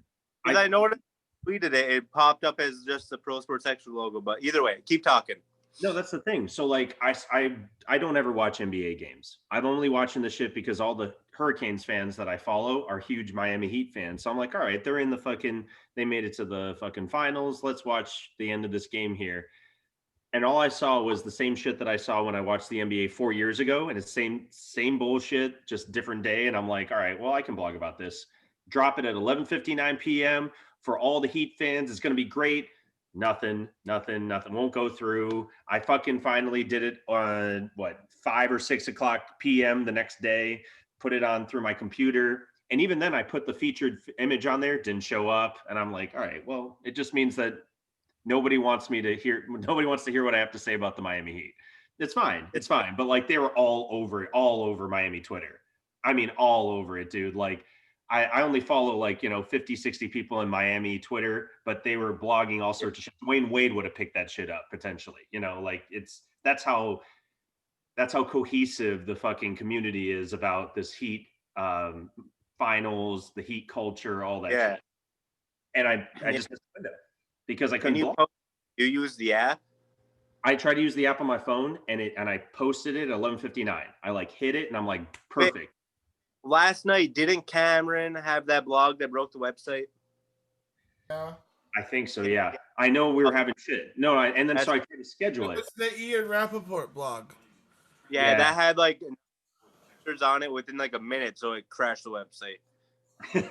So, I mean, that good for him, but I tried to schedule it for 6 a.m, so at least it'd be there when people woke up, and it didn't go through then either. I had to basically delete the app off my phone and go to my computer down here, which is fine, but I didn't wake up till fucking noon because I'm drinking shit at fucking 1 a.m. Yeah. So that's definitely frustrating, and obviously nothing I can do because that's on WordPress. Yeah. You know what I mean? That's WordPress, and it's that's frustrating. And when the website shuts down from viewers, which is nice that I'm getting this money, if this money comes through, that 10 grand, because I'm going to be putting a lot of money into stability of the website. So when we get 1,000 viewers on it at once, it won't shut down. It'll be when we get 10,000 viewers at once, because there's parts where it's well, I got to pay a big fee up front for to be able to have a bigger capacity. And then I got to pay a little bit more for faster speed and this and that. And it's every month I got to pay more and more. And that if this 10 grand actually comes through, it'll help out a lot. And I think it'll probably speed up the publishing on an app or something, because it probably is something to do with WordPress, and it's probably something to do with the fact that we have a lot of viewers and we don't make $1 billion like other websites. You know what I mean? And we're just not there yet, because a lot of websites don't bring in 1 million views a month. A lot of websites don't. We're in the top 1%. But then you look at it, and that top 1% is held by those websites that are way at the top, who fucking have these zillion views, who have these servers that can host it, and we just aren't there yet, but we're getting there. Well, so the question is, so you don't get paid per view, right? You don't get every 100 views on the website. Yeah, you get money. Yeah, we do. Okay. It's not by 100 views. It's way more than that, but yeah. Okay, because I'm just like, if we're able to turn that into, we get the most views, WordPress or whoever, you should be fucking supporting us more. Like it should be automatic. But you're Yeah, having you would think that in views they'd want us to just be on their system and like hold us, through either way. But yeah, no, weird because like what's today? Hang on, let me refresh this. Or yesterday. That's what it is. It's officially 10/11. My mom's birthday is today, and my father-in-law's birthday. So it's literally the same birthday.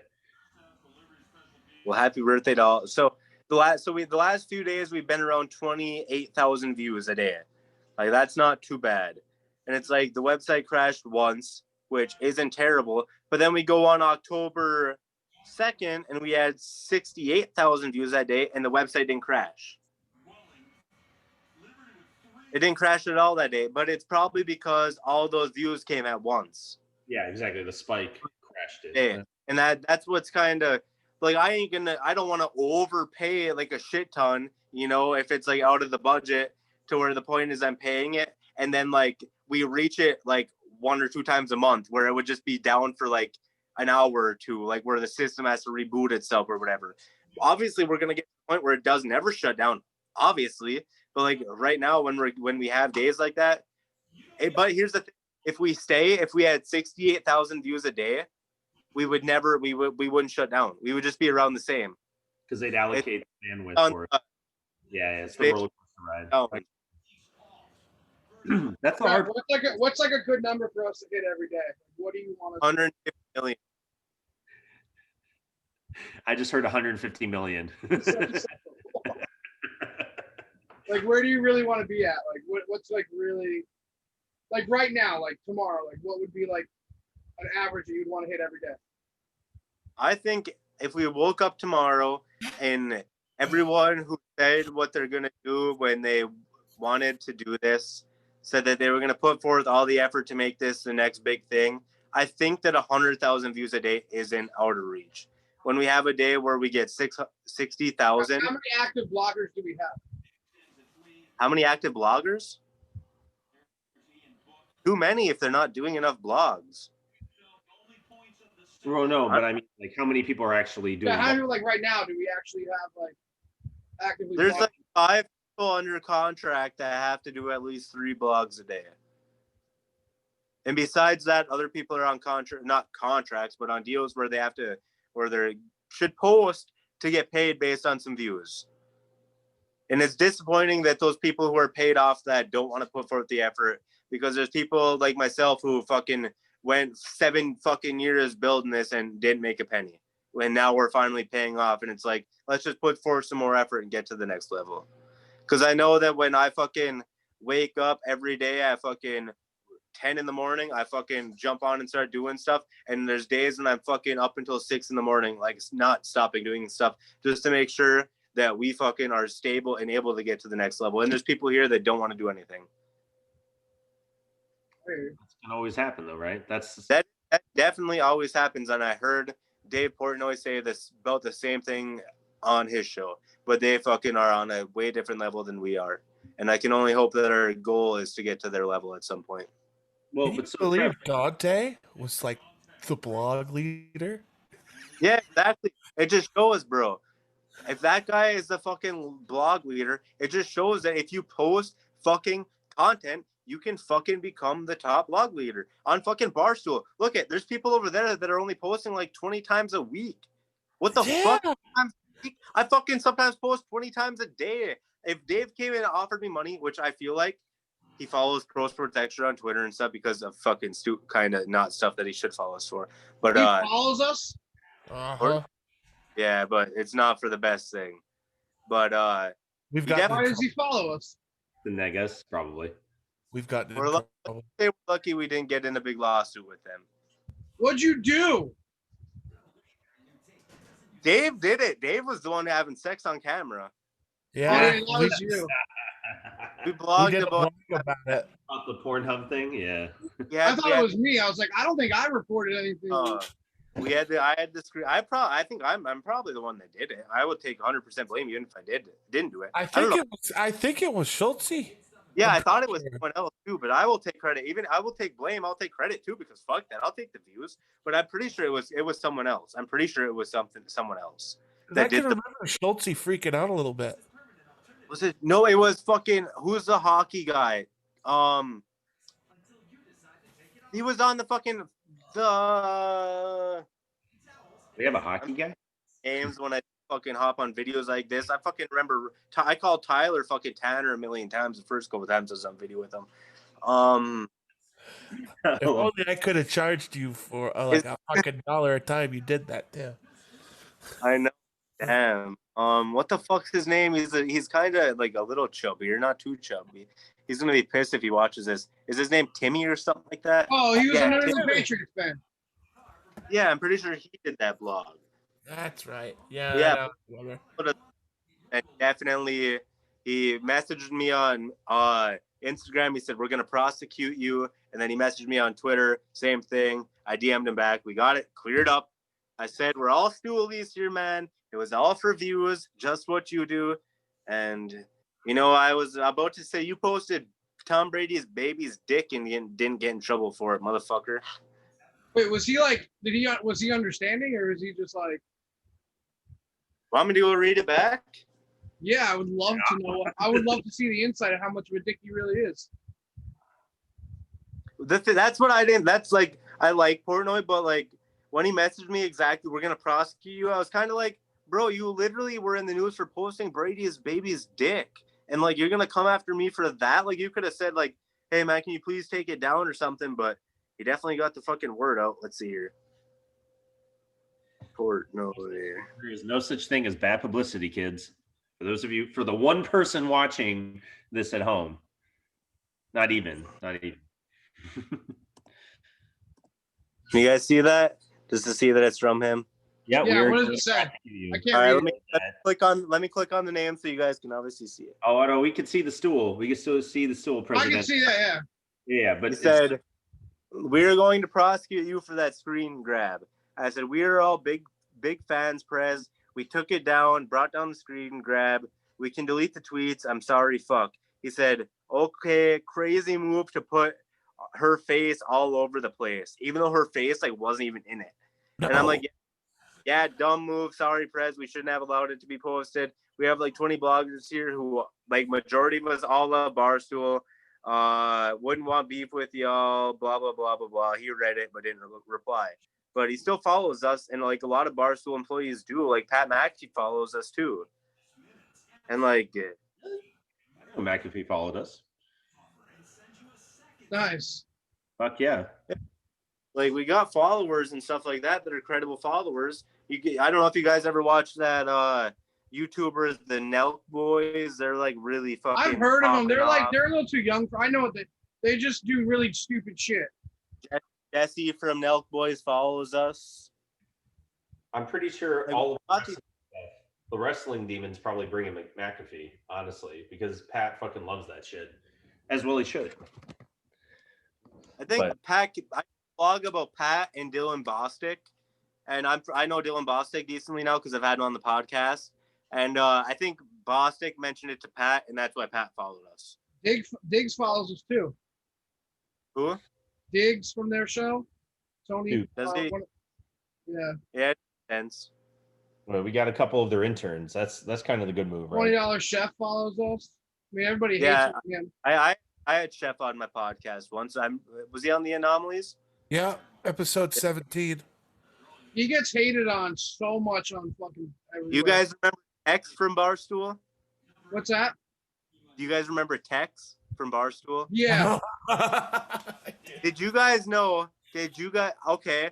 We were in the middle of everything with him getting fired. You were? Yeah, because he fucking started calling Portnoy out on my podcast. I had Tex on. Portnoy and Barstool made us delete it.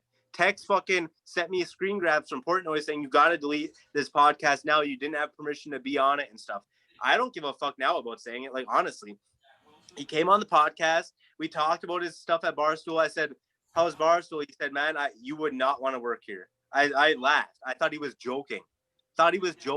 Literally thought nothing but it, but being joking. Little did I know, a week later, him and Portnoy are in like crazy beef, and he's calling Portnoy for doing coke and stuff on his desk. And it's like, he was just on my podcast, and it's like, then I have to shut it down. I fucking might even have his name's Dylan Stone. I think I have his number, like, still, but he fucking didn't reply. Like, he was messaging me afterwards because I did a blog about him getting fired from Barstool, and he's like, bro, make sure you put this in there from me, make sure you put this in there, and like, I'm like, okay, I'll make sure that I put in your aspect and like what else is going on too. And like, I don't know, kind of crazy because he would have been a good person to end up having hired here. So Tex, if you're out there still and you ever see this, which you won't, I would love to have you come join Pro Sports Extra because you're a wild animal and fucking, I like that about you. And you were fucking dope to have on the podcast. But I really think it was weird when he threw Barstool under the bus. Why did he say he didn't like it? I don't know, why the fuck was he fucking calling Portnoy for doing coke the next week? I mean, he probably was. Yeah, he probably was, but was the guy just was text me maybe a little crazy? I don't know, maybe not. But I think that like I think that they're putting on a good show. I think that there's a lot more going on. Like I think. Well, the thing is, Tex talked about on my podcast, forgot to say this, that he wanted to start up a podcast about mental health with someone else, with Smitty. He wanted to start up a mental health podcast with Smitty. That's a trigger. That's what Barstool said. Wouldn't let it go through. And that's kind of where it started downward spiraling. Smitty had concussions or something. Tex had bad injuries before, and that's like where they wanted to come together. Tex was like a substance abuser, and he said he wanted to tell his story, and Portnoy wouldn't let him. And then that's where everything kind of spiraled down. That's crazy. Well, I mean, there's a lot of. Did you actually listen to the Sophia podcast? Nope. What's that? I haven't yet. I don't know who to believe now. I did not. I don't like Sophia. I don't either, but I can see a lot of that being true.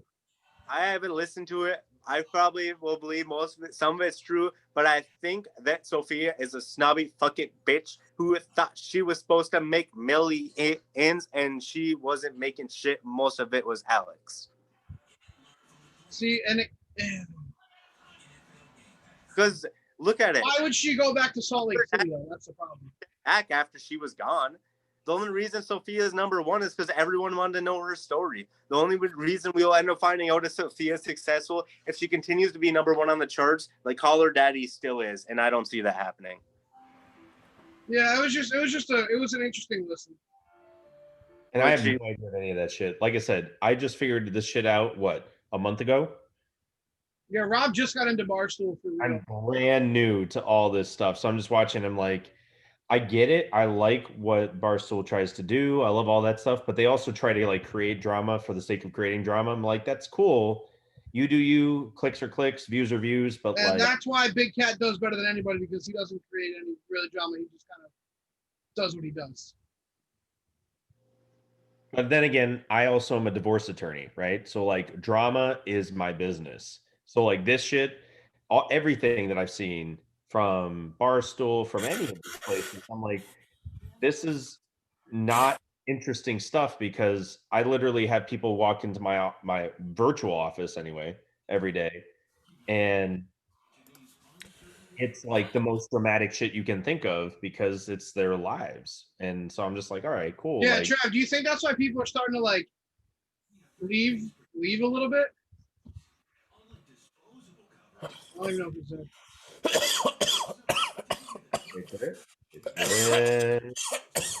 Damn, man. I didn't realize that when I talked, it was going to be like the Do you think that's why people are starting to leave? Like the foreplay guys are like, Riggs is never there and Jared left. Do you think because of all that drama, you think that's what's going on?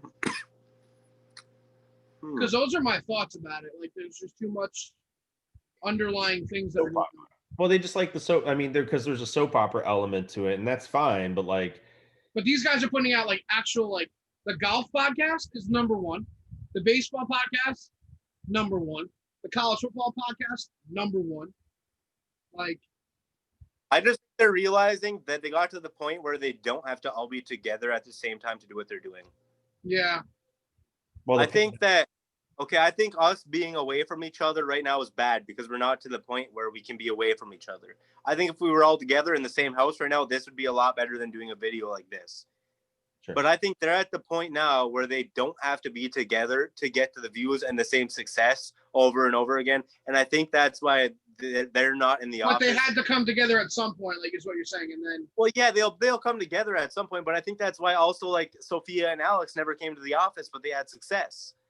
Was because their own brand was so successful to the point where they didn't need it. You know what I mean? Where they didn't always need to be with other people. But there's people like obviously we're not Barstool, we're still growing. If we were all together, it would help. If we had an office like the Milton days, like in Barstool early days, it would help us. Besides, I took out an office space at a fucking stupid ass mall fucking a year or 2 years ago and it didn't work out. But you didn't have anybody with you. No, I really didn't have many people with me. But if you look back in like 2014 when we were partnered up with Fox Sports and yardbarker.com, I fucking had probably 50, 60 bloggers. Did you really? Yes, I was just young, dumb, and fucking didn't know how to manage things. And I was fucking like 14 and 15.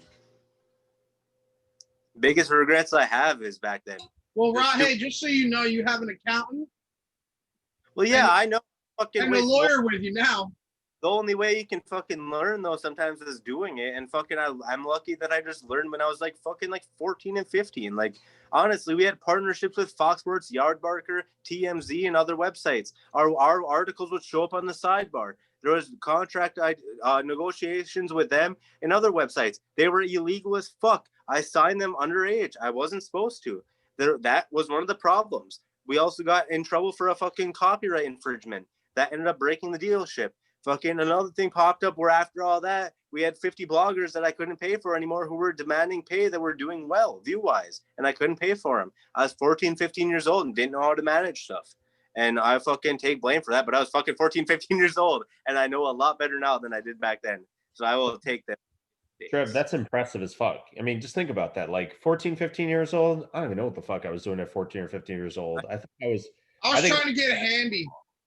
Yeah, right? No, I was like, working on that shit. Bob?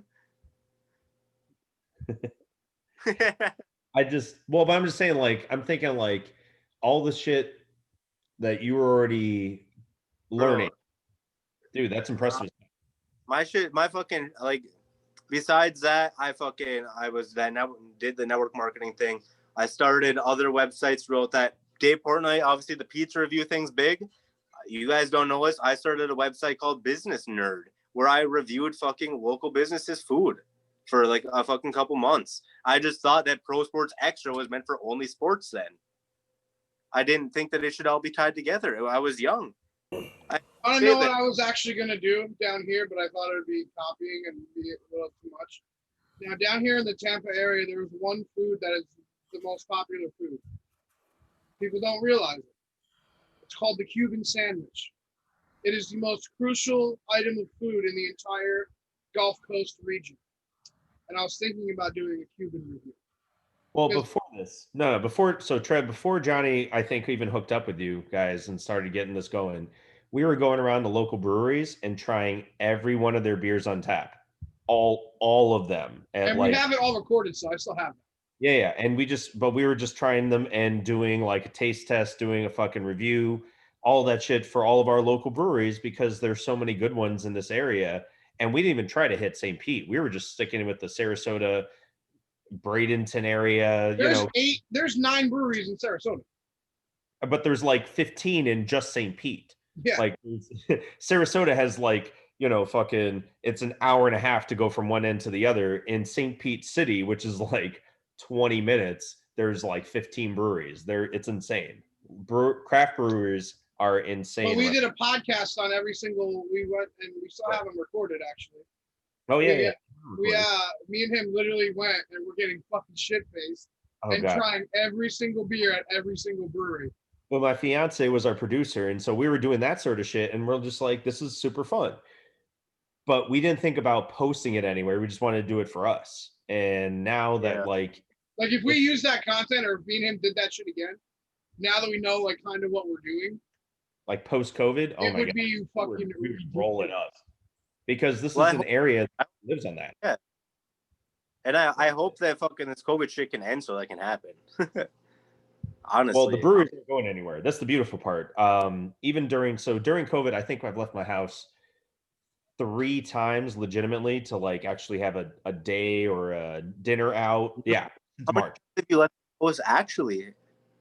So we've less. I mean, probably once every 2 weeks, maybe a little more than that. Once every week and a half to like literally leave the house. Otherwise, we get shit delivered. We get shit like placed on the fucking front step here. Like we don't leave the house.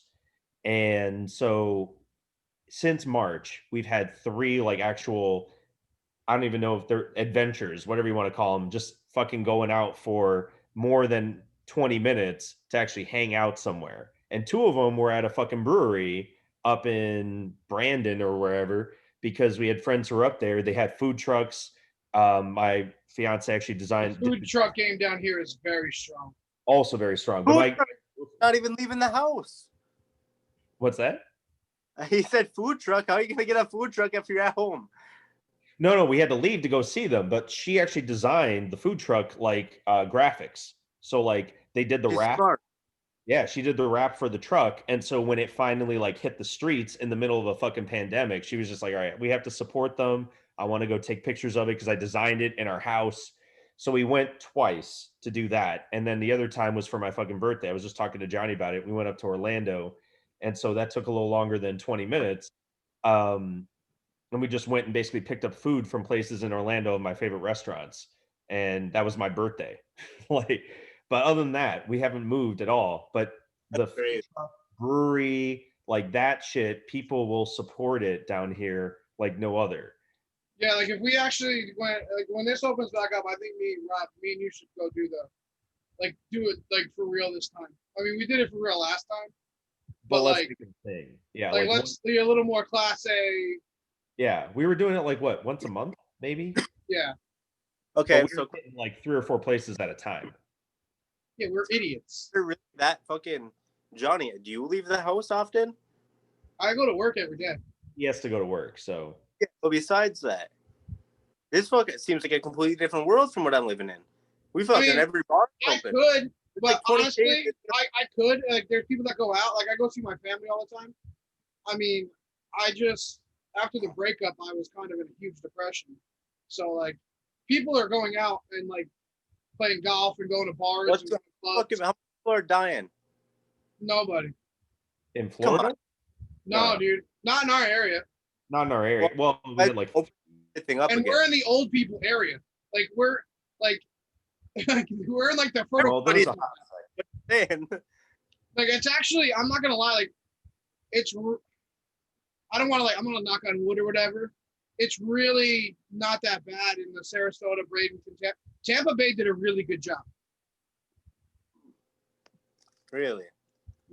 I mean that's but Miami yeah, didn't no, do it's a good because job, staying away from it though. but our airport got shut down before anybody else.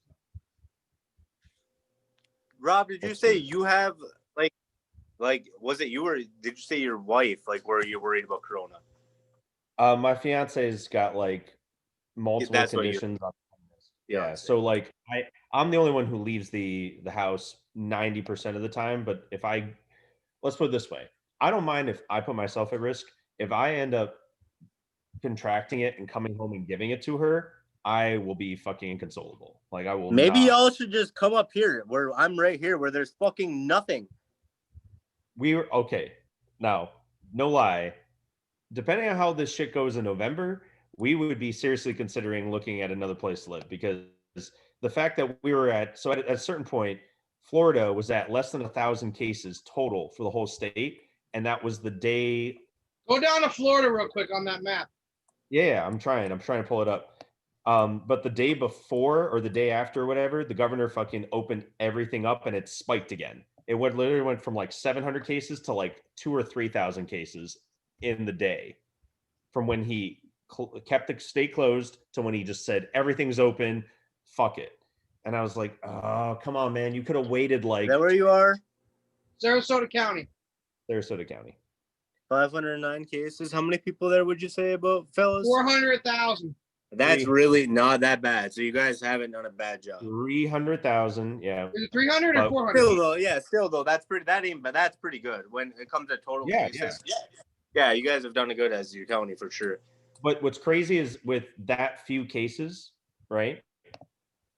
I know half a dozen people have had it, and they're all people who, in normal circumstances, would have been hanging out with me or my fiance, like straight up. And if I'd there's a very good chance that if I had not followed shit, I would have brought it to her, and based on everything that we've been told, she would have been in real fucking trouble, like in like serious trouble. So like one of my law partners, I'm with a firm that has like only like 6 or 7 guys who are lawyers.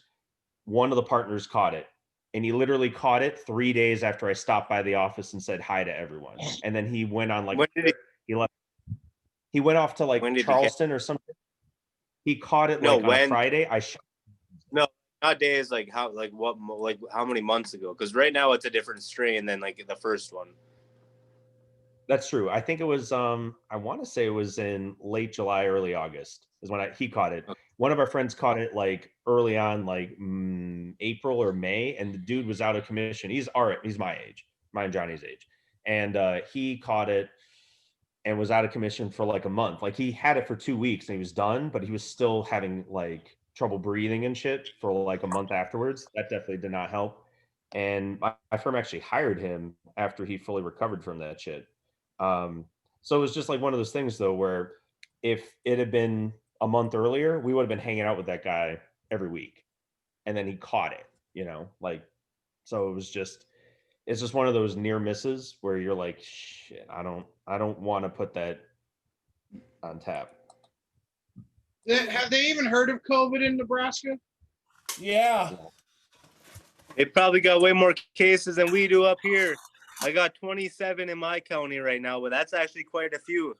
That's like fucking 27 more than 2 counties than we had like fucking 2 weeks ago. 1,400 cases. Oof. And yeah, but how many people? We got fucking like 10 people. We got 27 cases, 10 people. This isn't working out too good. We got like 25,000 in our health district. Damn. It's not good. And I pick up mail too. There's Sarasota. I deliver mail at hospitals. Yeah, well, actually, Sarasota somehow, for such a big ass county, I don't know how we're controlling it so well, but they're doing a good job. Motherfuckers be like, Whitmer sucks, but look at Wisconsin compared to Michigan. Yeah. I go, wow.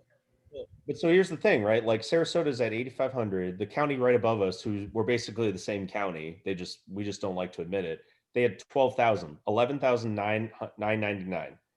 But so Sarasota, though, for deaths has 280, even though we have like way less number of cases than Manatee. Manatee has 300. So I don't know. Like, it's like, yeah, Sarasota, we don't get that many cases, but if we actually got like a decent amount of cases, so many people would fucking die because we have so many old people. Because they're all they've been down in Venice, where I'm at right now, they're all fucking 90. Do you guys think there's a chance that we have to live with this for the rest of our lives? Yes, just like H1N1. No, I think it ends November 4th. I don't think it ends until July of next year. Yeah, there's this distinct chance. Here's the thing. I'm an attorney. We do everything by Zoom now. We're doing everything by Zoom until January of 2021, maybe longer. Like, we don't know how long that shit's going to go. So for me, until they have like a vaccine where they're like, okay, if you're under the age of 70 and you take this vaccine, you should be good to go for like 99.9% of things. I'm probably going to have to err on the side of caution because I live with someone who, is going to be at risk. Same. So it's not like Portnoy where he can get it 11 times and he'll be fine. He is such a lying piece of shit about that. Yeah. But whatever. Like, even he might have had it twice because I think I've had it twice. That's what I'm saying. Like, for me, myself, I would be willing to risk it. But I know someone who, like, even when the pollen's high, it's going to fucking cause problems. So it's a breathing thing, right? It's like you literally can't breathe, sort of. Yeah, That's, definitely was scared that my dad was gonna die because he fucking was coughing like crazy recently, and I was like, oh, I'm pretty sure I got him coronavirus, but we're fucking past that stage now. We're on to the stage where I feel way better, he feels way better, and we're fucking moving forward because I was pretty scared because I felt like shit for a while there. And I probably should have got tested, but I fucking wasn't good. I planned on not going around anybody until I felt good and then longer. I Yeah. suck because I have to deliver mail. Yeah, see, I just fucking write blogs and fucking jerk off. Like, I'm in a van most of the time, but I interact with people. What'd you And say, like, Rob? that sucks, man. I mean, I did the fucking 2010 census, and we were out and about when everybody else who does the actual mail is out to try and like catch people in the morning or like late at night. And I was just like, damn, that sucks to have to do that every day, every week. What'd you say you do, And- Tyler? Postal? but I don't. I do it for businesses and hospitals. That's what I do. I pick up mail every day from businesses and hospitals, and then sometimes in the mornings I'll go and deliver the previous day's mail at those hospitals. And I double mask up and I double glove up, and because we're in such a conservative state, I get chastised for it. And even just recently, So do we up here. and even just recently, because for a while there, I was going in a half hour early to do fucking election ballots. Yeah. The last time I did it, I got called, or we got accosted by a sheriff because somebody said that we were trying to do ballot harvesting when we were just trying to do our fucking job. It's Fuck the that. worst. One of my buddies, he works for the election supervisor down here, which is why I'm doing my voting by mail, because he runs, like, he literally is in charge of the mail-in ballots. So I can literally text him and be like, hey man, I sent my stuff in, a couple days ago. Did you see my name? Did my ballot make it to you? Because I know you count it, like you count every mail-in ballot that comes into you. Otherwise, I would have to go in person. Like we have I know what police. I'm allowed Like, to show you and can't show. There you go. That's like just, I've had policemen follow me a couple of days, a couple of weeks ago because it was that bad. that's not a good look, man. I don't I know. know. I'm not even technically a postal worker because the company I work for just services businesses. So to get the scrutiny not being in a blue and dark blue, light blue uniform is just perplexing, Imagine what they're going through, right? right?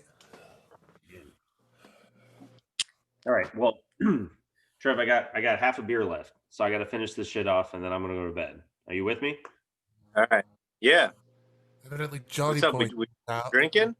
I don't even know. Johnny might have passed out. Well, I'm trying to finish off my. I'm just trying to finish it off because I got my tall boy. This is 16. This is like a 16 Well, or we 20. gotta finish it out with something decent. At least what can we talk about quick? Oh, I was going to tell you about so well before all this other shit came up. I was going to tell you how Bill Belichick fucking hamstrings every single one of his goddamn disciples. You know why Bill Belichick's fucking coaching tree is the most obnoxious bullshit coaching tree that's ever existed in the NFL? Because of who he came from. So I'm old enough that I grew up in Connecticut. I'm a New England Patriots fan up until Robert Kraft buys the team, fucks over Connecticut, whole nother story. We're not going to go there. But he bought the team when Bill Parcells was the coach, right? Bill Parcells, Jets, Giants, all these fucking guys, the big tuna. He used to bring up these other guys, these other coaches to be just like him, just as much of a douchebag, just as much of a fucking larger than life motherfucker, to show the NFL what it was like to be like that blue collar coach, right? And the guy that was his best protege was a dude that sucked with the Browns, was not a good coach in general, like in terms of success, but was the most crafty motherfucker you've ever met. And everybody knows his name now. It's Bill Belichick. So Kraft takes over the team. He hates Parcells. Parcells leaves and goes to the Jets. he fucking says, you know what? I'm going to bring in Belichick with me to fucking be my protege at the Jets. And Bill Belichick says, fuck you. I'm going to take over the Patriots because he didn't appreciate the way that Parcells treated him like a pawn with Kraft. Because Belichick was just as good as Parcells. Parcells taught him everything he knew. And Belichick, quite honestly, is a much smarter dude than Parcells. He just is. He went to, I believe he got his degree from Wesleyan, which is in Middletown, Connecticut. Well, if we're going to talk about degrees, then we got to talk about how Matt Patricia is a rocket scientist. Yes, he Keep is. going, though. He is. But here's the key. Here's the key to this. Parcells tried to screw Belichick by treating him like a pawn, but he made the mistake of teaching Belichick everything he knew about coaching because he actually wanted him to take over the reins, be the next whatever. Parcells looks at coaching trees like most other coaches do and say, if I have a good coaching tree, I have my legacy. It's important as a coach. Belichick says, fuck that. I'm going to just win championships and fuck everybody else. And all of these guys who play with me, who coach with me, do whatever with me, I don't tell them all the secrets. I purposely take shit away from them so that they're not capable of coaching on their own. And they're going to go on their own and they're going to do their thing and they're going to do whatever. But the Charlie Weisses of the world, the Romeo Crennels of the world, the fucking Josh McDaniels of the world, fuck that guy forever and ever for fucking over the Broncos. They come slinking back with their tail between their legs because they're unable to coach anywhere else because they need Belichick's magic formula to be successful. So it's crazy because if you look at it, Belichick doesn't have one person who legitimately was his coach, his coaching tree, and has been successful. Vrabel is the closest thing to it for Johnny B over at Tennessee, but Vrabel wasn't a coach. He was a player. It's different. Vrabel wasn't in the same boat where he had to literally be at fucking Belichick's teat to actually Belichick ran stuff.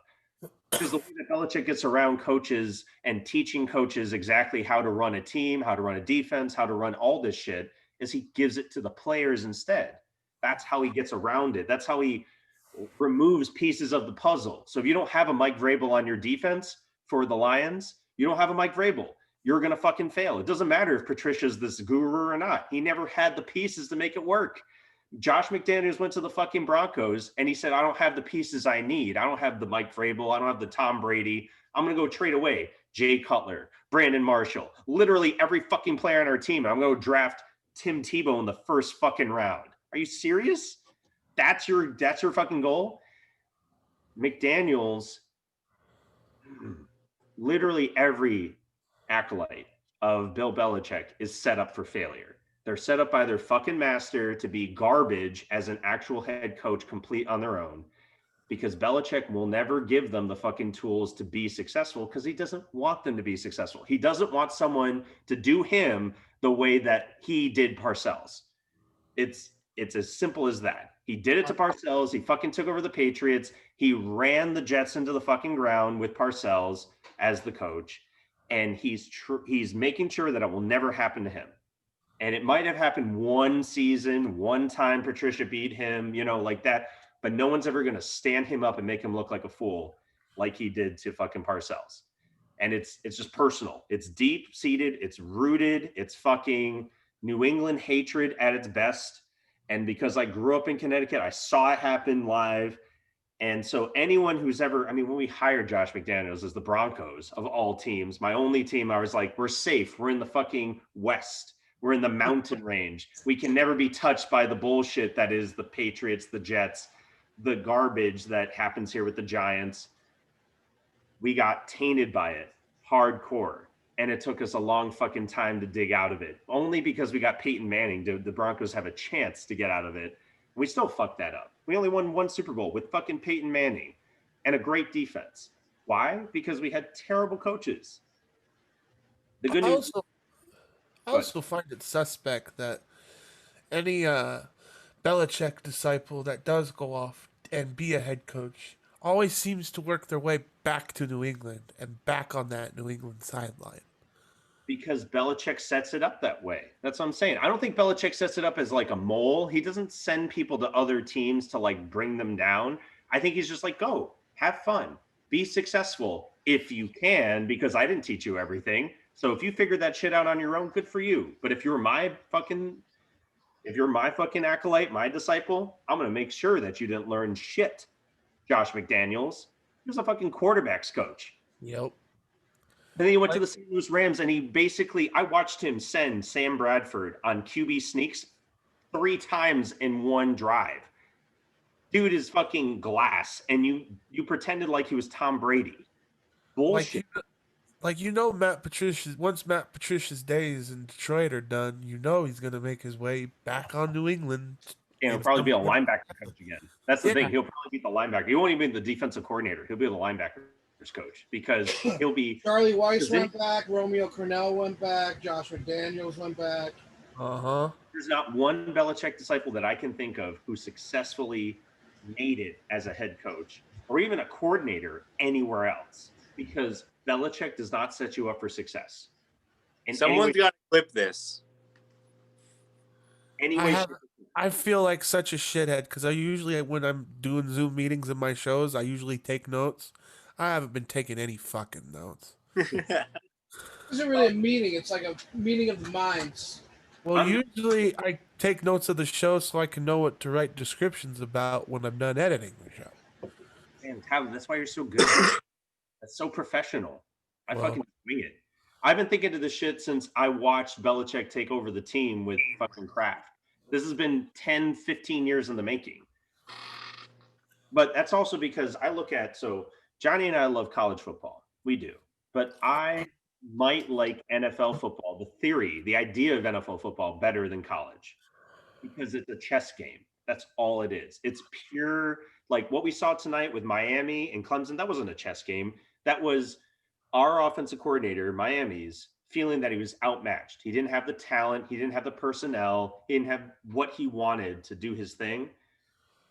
So he panicked and he decided to stop playing chess and he just decided to start flailing about. That's why we fucking sucked on offense. In the NFL, you get the same amount of money to buy the same players, but the players you want to fit your fucking offense or defense, and you play chess every week for 16 weeks, and you fucking go at it. And that's why nobody ever gets blown out of the water, even when you're a shitty team.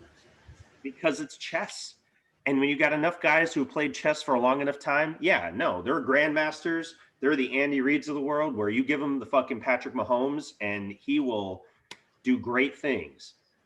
But at the same time, you're playing with a bunch of grandmasters. You're going to fucking catch up. So that's why I love the coaching strategy behind it. The players are great, but the coaching strategy I've been studying since I was 7 years old and fucking watched the Broncos win the Super Bowl against the Packers and then against the Falcons the next year. And it was all strategy. It had nothing to do with John Elway. John Elway thinks it was all about him. Fuck that. Motherfucker lost how many Super Bowls in a row because he's not good enough by himself, but he thought he was. Wasn't it 3 of them? Yep. He's 2 and 3 overall. Yeah. So Orange Crush defense made it to 1, and then it was all Elway from there on out. 0 for 3. He was on his way to being the next Jim Kelly, and then he found himself an actually good coach, Mike Shanahan. And Shanahan said, "This is how we win. We don't pass the ball. We run it. We get a good running back. We get fucking 5 good running backs in a row who all get 1,000 or 2,000 yards." Fucking, what is it? Gary? Remember, like our running backs, Clinton Portis? Any running back that showed up in fucking Denver, we ran a zone blocking scheme and they would get themselves 1,000 to 2,000 yards rushing every year without fail. Orlandis Gary. What was that guy's name? I'm going to fucking get his first name right, but it was literally like. It was Orlandis. That's got Bethel in it. Olandis, yes. Olandis Gary. That's what I'm fucking talking about. Olandis Gary was a 2,000-yard rusher. Like, you know why? Because it was the system. Because that was what was successful. So do you think Patricia can win in Detroit or no? I don't think Patricia is in a position to win in Detroit. Not because he's not a good or a smart, intelligent guy, but because if he believes that he came to be successful because of Belichick and everything he learned from Belichick, he's going to get fucking screwed. If y'all ever play video games, there's a very obscure video game where the whole setup of the game is that you're this wonderful person because it's your character and you're going to fucking save the world. But the person who taught you how to save the world is also the person who's your undoing because they set you up for failure.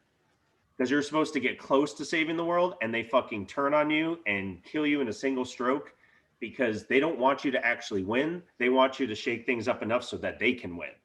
That is literally Bill Belichick with every fucking coach that's ever come through his goddamn coaching tree. He doesn't want you to win. He wants you to be successful enough that he plays you in the playoffs and he fucking tears your heart out. Because he's a...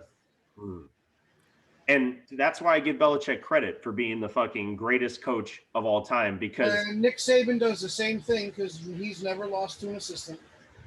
That's what I'm saying. He's never lost to an... That's why those two guys are the best coaches in their respective fields. Because they are literally the top of the mountain. They make sure that no one can ever challenge them. There can't be a better person than them for as long as they decide to coach. So that's why I don't think Patricia... I think Patricia could be good enough to get the Lions into the playoffs. If he gets his shit together, he is smart enough to pull it off. But I guarantee that no matter what he does, he's not going to be good enough to win a Super Bowl. I mean, I don't know if that's what Trev is looking for. Does he just want him to get into the playoffs? Because I want to win a fucking game, bro. I want to win a couple games. We went 0-16 not that long ago. If we win a couple games, I'll be fucking happy. We got the Jaguars, Falcons, Colts, Vikings, Washington football team, Panthers, Texans, Bears up next. You're telling me we can't win at least fucking one of them? Trev, I told you on Twitter, I think 8-8 is in your future. I think you'd be just as good as the fucking Dallas Cowboys. All right, hang on. Let's go over this, okay? So let's look at their schedule quick. So Bears, they lost, which fucking should have been a win. Of course, they blow that. Packers, they killed. Yeah. They beat the fucking Cardinals, so one win. Should have beat the Saints. Fucking lost that, so one win. They play the Jaguars. Think they can beat them? That's a win. Okay, at the beginning of the season, yes. The Jaguars are supposed to be tanking to go get themselves a quarterback, but fucking Gardner Minshew is like, fuck you guys. Yeah. Win. If Gardner Minshew gets on a roll, I could see that going not your guys' way. I can too. That's a toss-up. That's a 50-50 shot. That should be a very entertaining game. If that's not entertainment at its highest level, then I'm going to be very disappointed. But I would say, okay, if Stafford gets the ball in less than 2 minutes in the fourth quarter and he's got to drive down the field and win, I think you guys win. So the Dolphins beat Jacksonville and then the Bengals beat Jacksonville the past couple of weeks? Or is that? Yes. Bengals got their first win at Jacksonville, yeah. Yeah, but Miami was on a Thursday night with Fitzmagic, so that's not really fair. And then the Bengals are good enough. They should have beat the Chargers. Yeah, they definitely have been playing decent ball. They definitely weren't close, like in just about every game. Yeah, so I think the Jaguars are going to play a close game. It's just who gets the ball last. That's really what I think it comes down. I don't think either can stop anybody.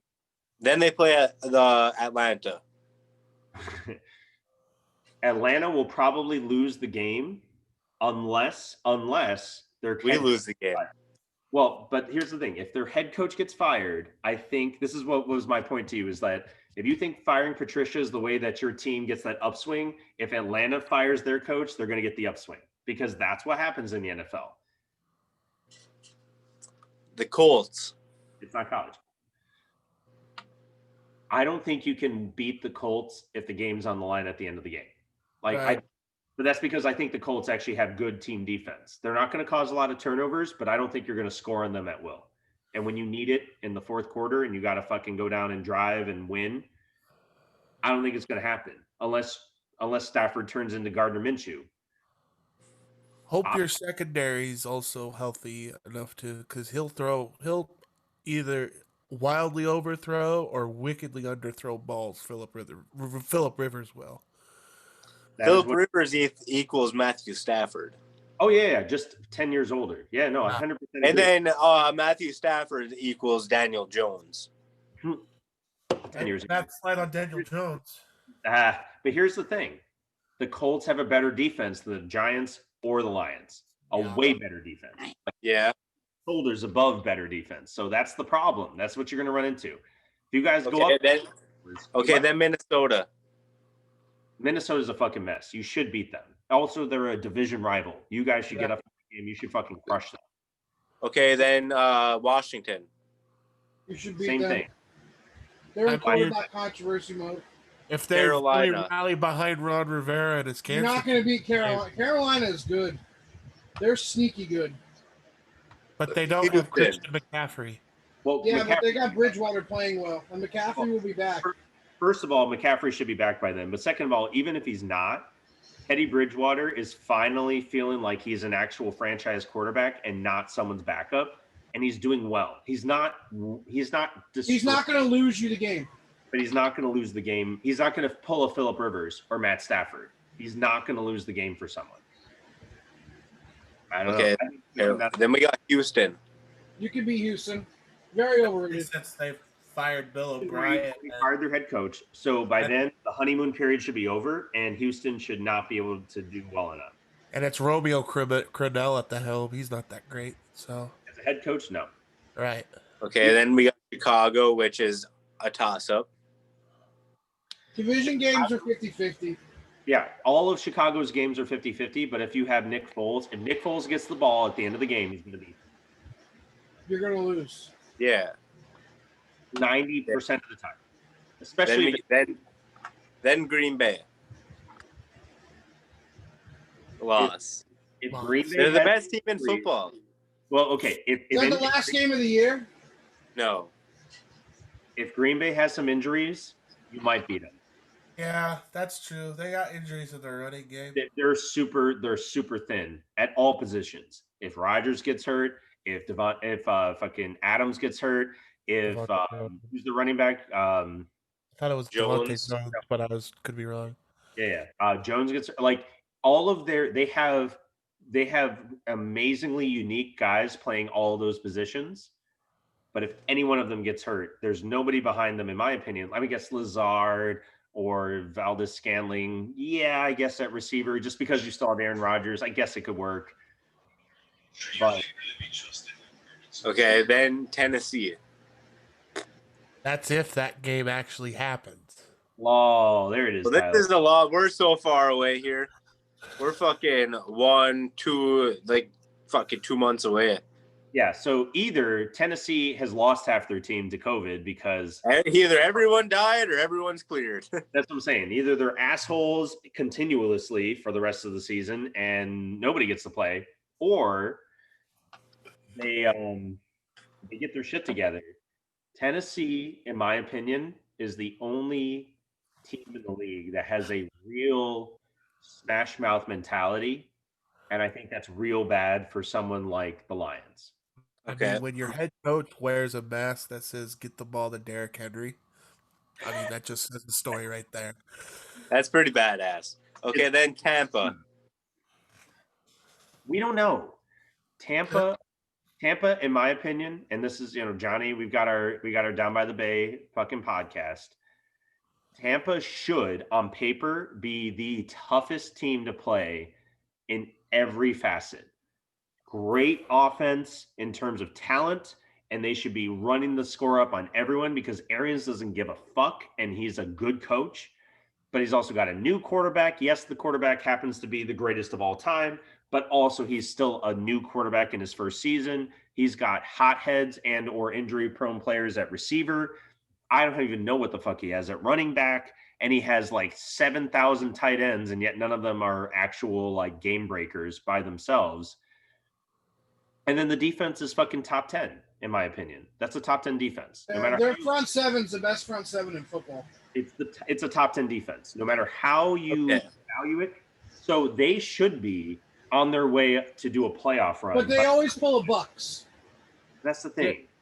They're also So it's a toss-up. It could be a win, could be a loss, probably a loss because it's Bruce Arians and Tom Brady, but possibly a win if if something goes wrong. Right. I'll say if you can win if y'all double up Mike Evans. Well, Brady Evans. who knows? Brady by this point, he's got fucking Alzheimer's clearly, putting up fourth down on turnover on downs. So I mean, by this point, he might be in a retirement home. I mean, if they keep running him on QB sneaks, he probably will have to be in a retirement home because that's the Tom Brady way though. That's the fucking Tom Brady. Let's get a couple yards and fall forward. Yeah, that's his way. Like, because he's only connecting with Mike Evans on passes. Well, who the fuck else is he gonna throw to? Fucking Spike Rob? Johnny, who's the slot receiver? Who's the Wes Welker of that team? Scotty Miller. Miller. That's the real kid. That's the guy that if you don't have a way to stop that guy. Which the Bears did this past week, and this is why they lost. That was he didn't have any catches. He had 2 catches. That is the guy that if you take him away, that's the real safety blanket for fucking Brady. So my thing is, he worked out with him all summer long, and in every one of their wins, he had over 6 catches. And Scotty Miller Scotty Miller. He worked with Brady literally all summer long. He was the only receiver to throw with him for 3 months. But so my thing is that if you guys have a slot defender to take him away, then you should win. And that's a crazy small area to focus on.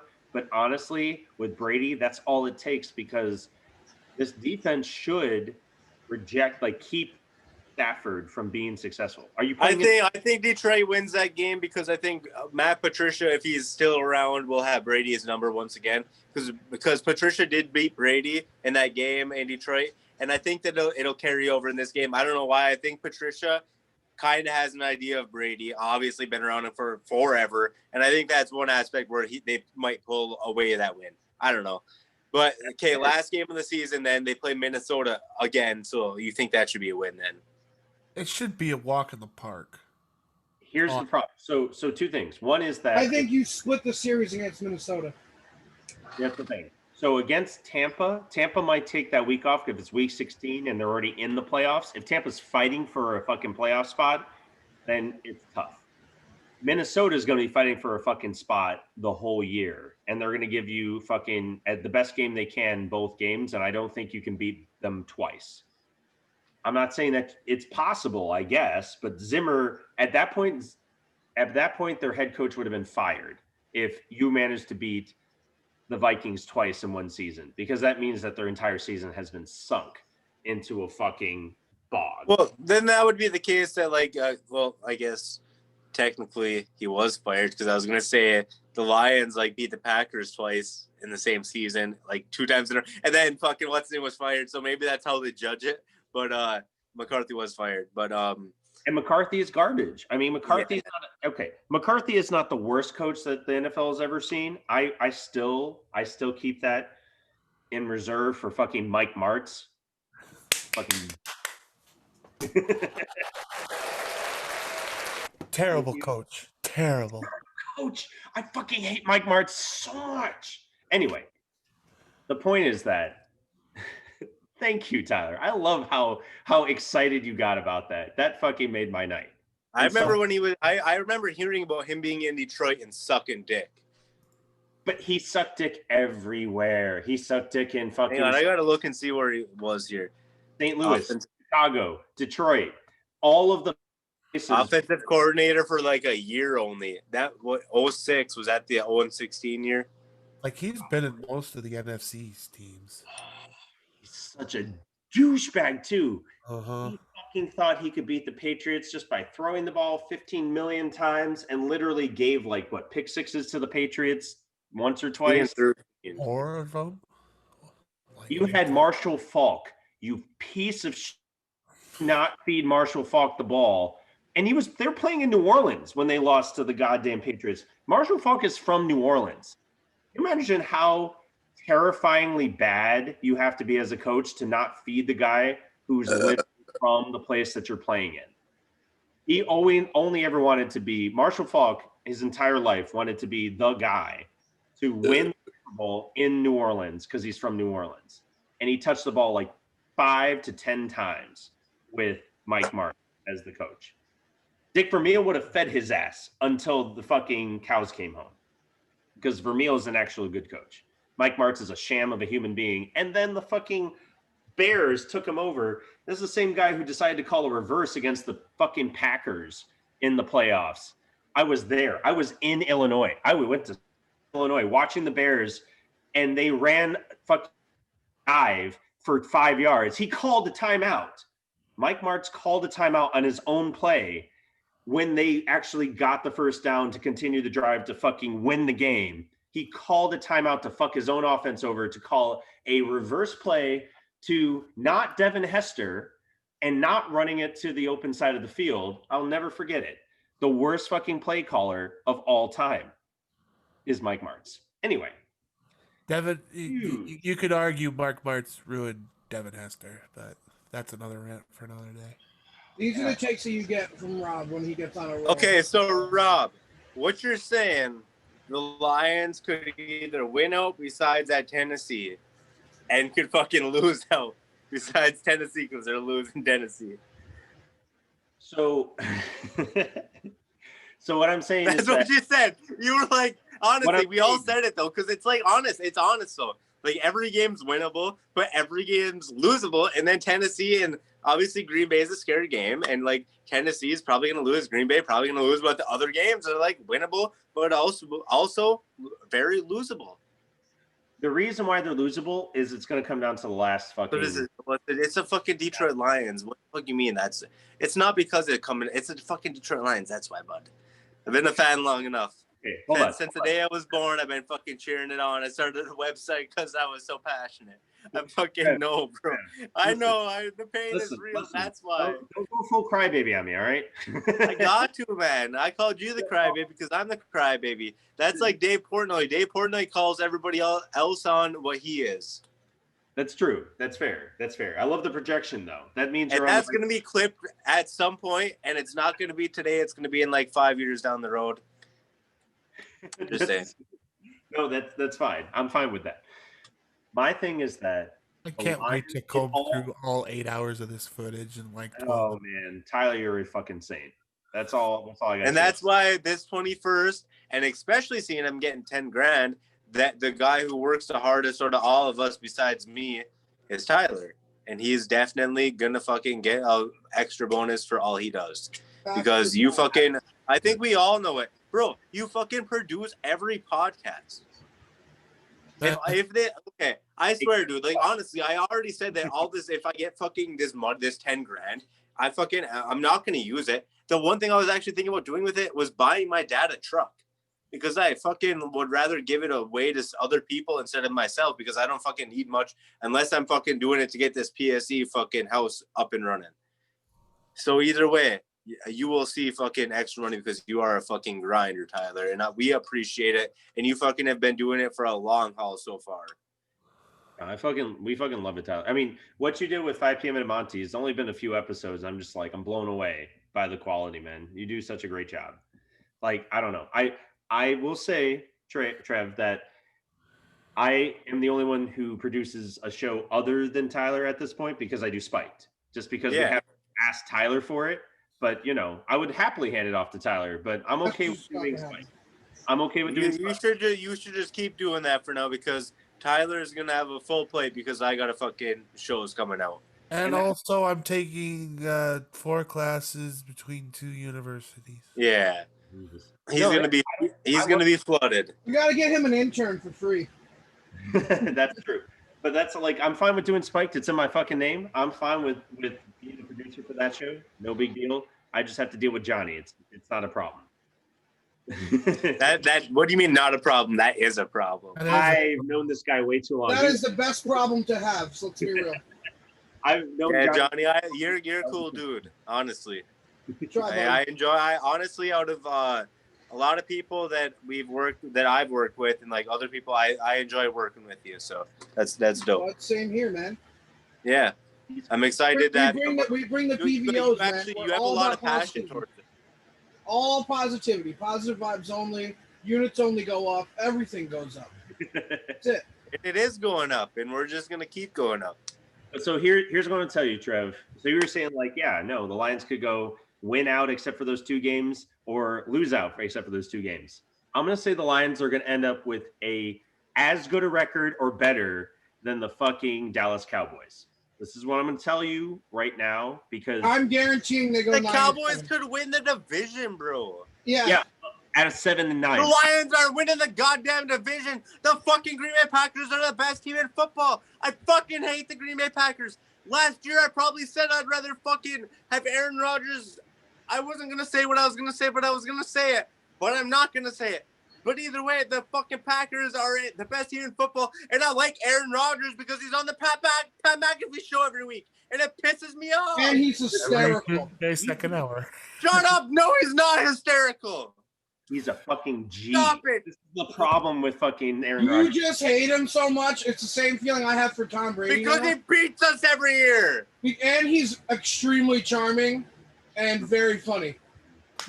But see, here's what honestly, no. Hey, hang on. Besides that, I always thought he was a major douchebag. I never thought he was funny until he came on the Pat McAfee show. I always thought now you want to get a beer with him more than anything.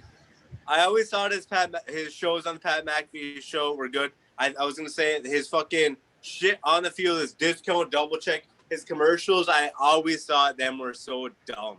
I always thought it was lame. But yeah, no, I thought they were lame. But now after learning more, and I'm glad he's on Pat's show because you get to feel how he is. And I hate to say it, but I like Aaron Rodgers. He is a quarterback of a generation. I don't know what generation because he didn't get to fucking start playing for like 3 or 4 years because the fucking Packers just decided. He's a very young. And don't say Jordan Love's gonna do that because Jordan Bum. Exactly. I'm not saying he will. I'm just saying that like it's hard to place where Rodgers should be because he's old. He's as old as Rivers, as fucking Roethlisberger. He's only 2 years younger than them. He's only He's 2 years younger, but he's like 5 years younger. He's 6 years football younger because he's in that Roethlisberger age range. Yeah, but he's young. He's 2 years younger, but he's also 6 years younger because he didn't play for 4 years. Roethlisberger's 38 and he's like 35, but he didn't start playing for another 3 years, so he's really 32. That's like such a lower. I don't know, man. Here's my thing. Trev, Lions were in any other NFC division other than where they are. And probably not even the NFC South. You'd be fine. You guys. I don't agree with you. You'd probably make the playoffs, is what I'm saying. Because you were if you were in the honestly, I normally say the NFC North is one of the strongest teams in football, but they're not. The Vikings aren't that good. Minnesota isn't that good. Chicago overrated. Shouldn't be 4-1. We can all agree with that. Are what your record says you are. Yeah. Okay. Then if we're doing that, then we can't say Detroit would be good in other divisions because the NFC West, you have Seattle who's 4-0. You have the Rams who are 3-1. You have the Cardinals 2-2 and 49ers 2-2. You have the NFC North where we're fucking third in the pack at 1-3. You have the NFC South where we would be dead last besides the Falcons. What do we have? The East? I mean, the East, we'd be in play still, but that's because the fucking East is the East, and I don't think anybody's been saying the East is the best football in fucking 5 years. Not at all. They used to be the strongest too. No, that's what I'm saying. That was fucking bullshit then. It's bullshit now. The Cowboys have been mediocre since fucking 2003. And they've always been considered the cream of the crop in that fucking division. You know what? Been mediocre since '96, and they won the Giants won 2 Super Bowls being garbage during the regular season. I'm not saying. I gotta go to bed. I love you. Okay. Bye, Johnny. Do you guys got a sauna in your house? Yeah, what in our house? A sauna. Yeah, you guys ever take a sauna? A sauna? No, I don't have a sauna in my fucking house. And I probably got to go to bed soon as well. But I'm just saying, look, Trev, all I'm saying is that you are going to end up as good or better than the fucking Cowboys. Why? Because they're a mediocre team with a mediocre coach who is going to end up fucking 8-8 at best. They might win their division at 7-9, but the Lions should end up at 8-8. All right, Rob. You got to go to bed, bro. Dude, honestly, You said like an hour ago that you were gonna head to bed, and then I brought this up. No, and I I'm had to so finish glad. this shit. I had to finish this shit. So I just You finished it. didn't finish it yet. Cheers. Cheers. Mm-hmm. All right, YouTube. I know no one's watching anymore, but if you are, hit like, subscribe, and we will see you probably tomorrow. I will, at least, or someone will. Peace. Absolutely. Here, I'm gonna end the stream. I'm gonna Yeah. make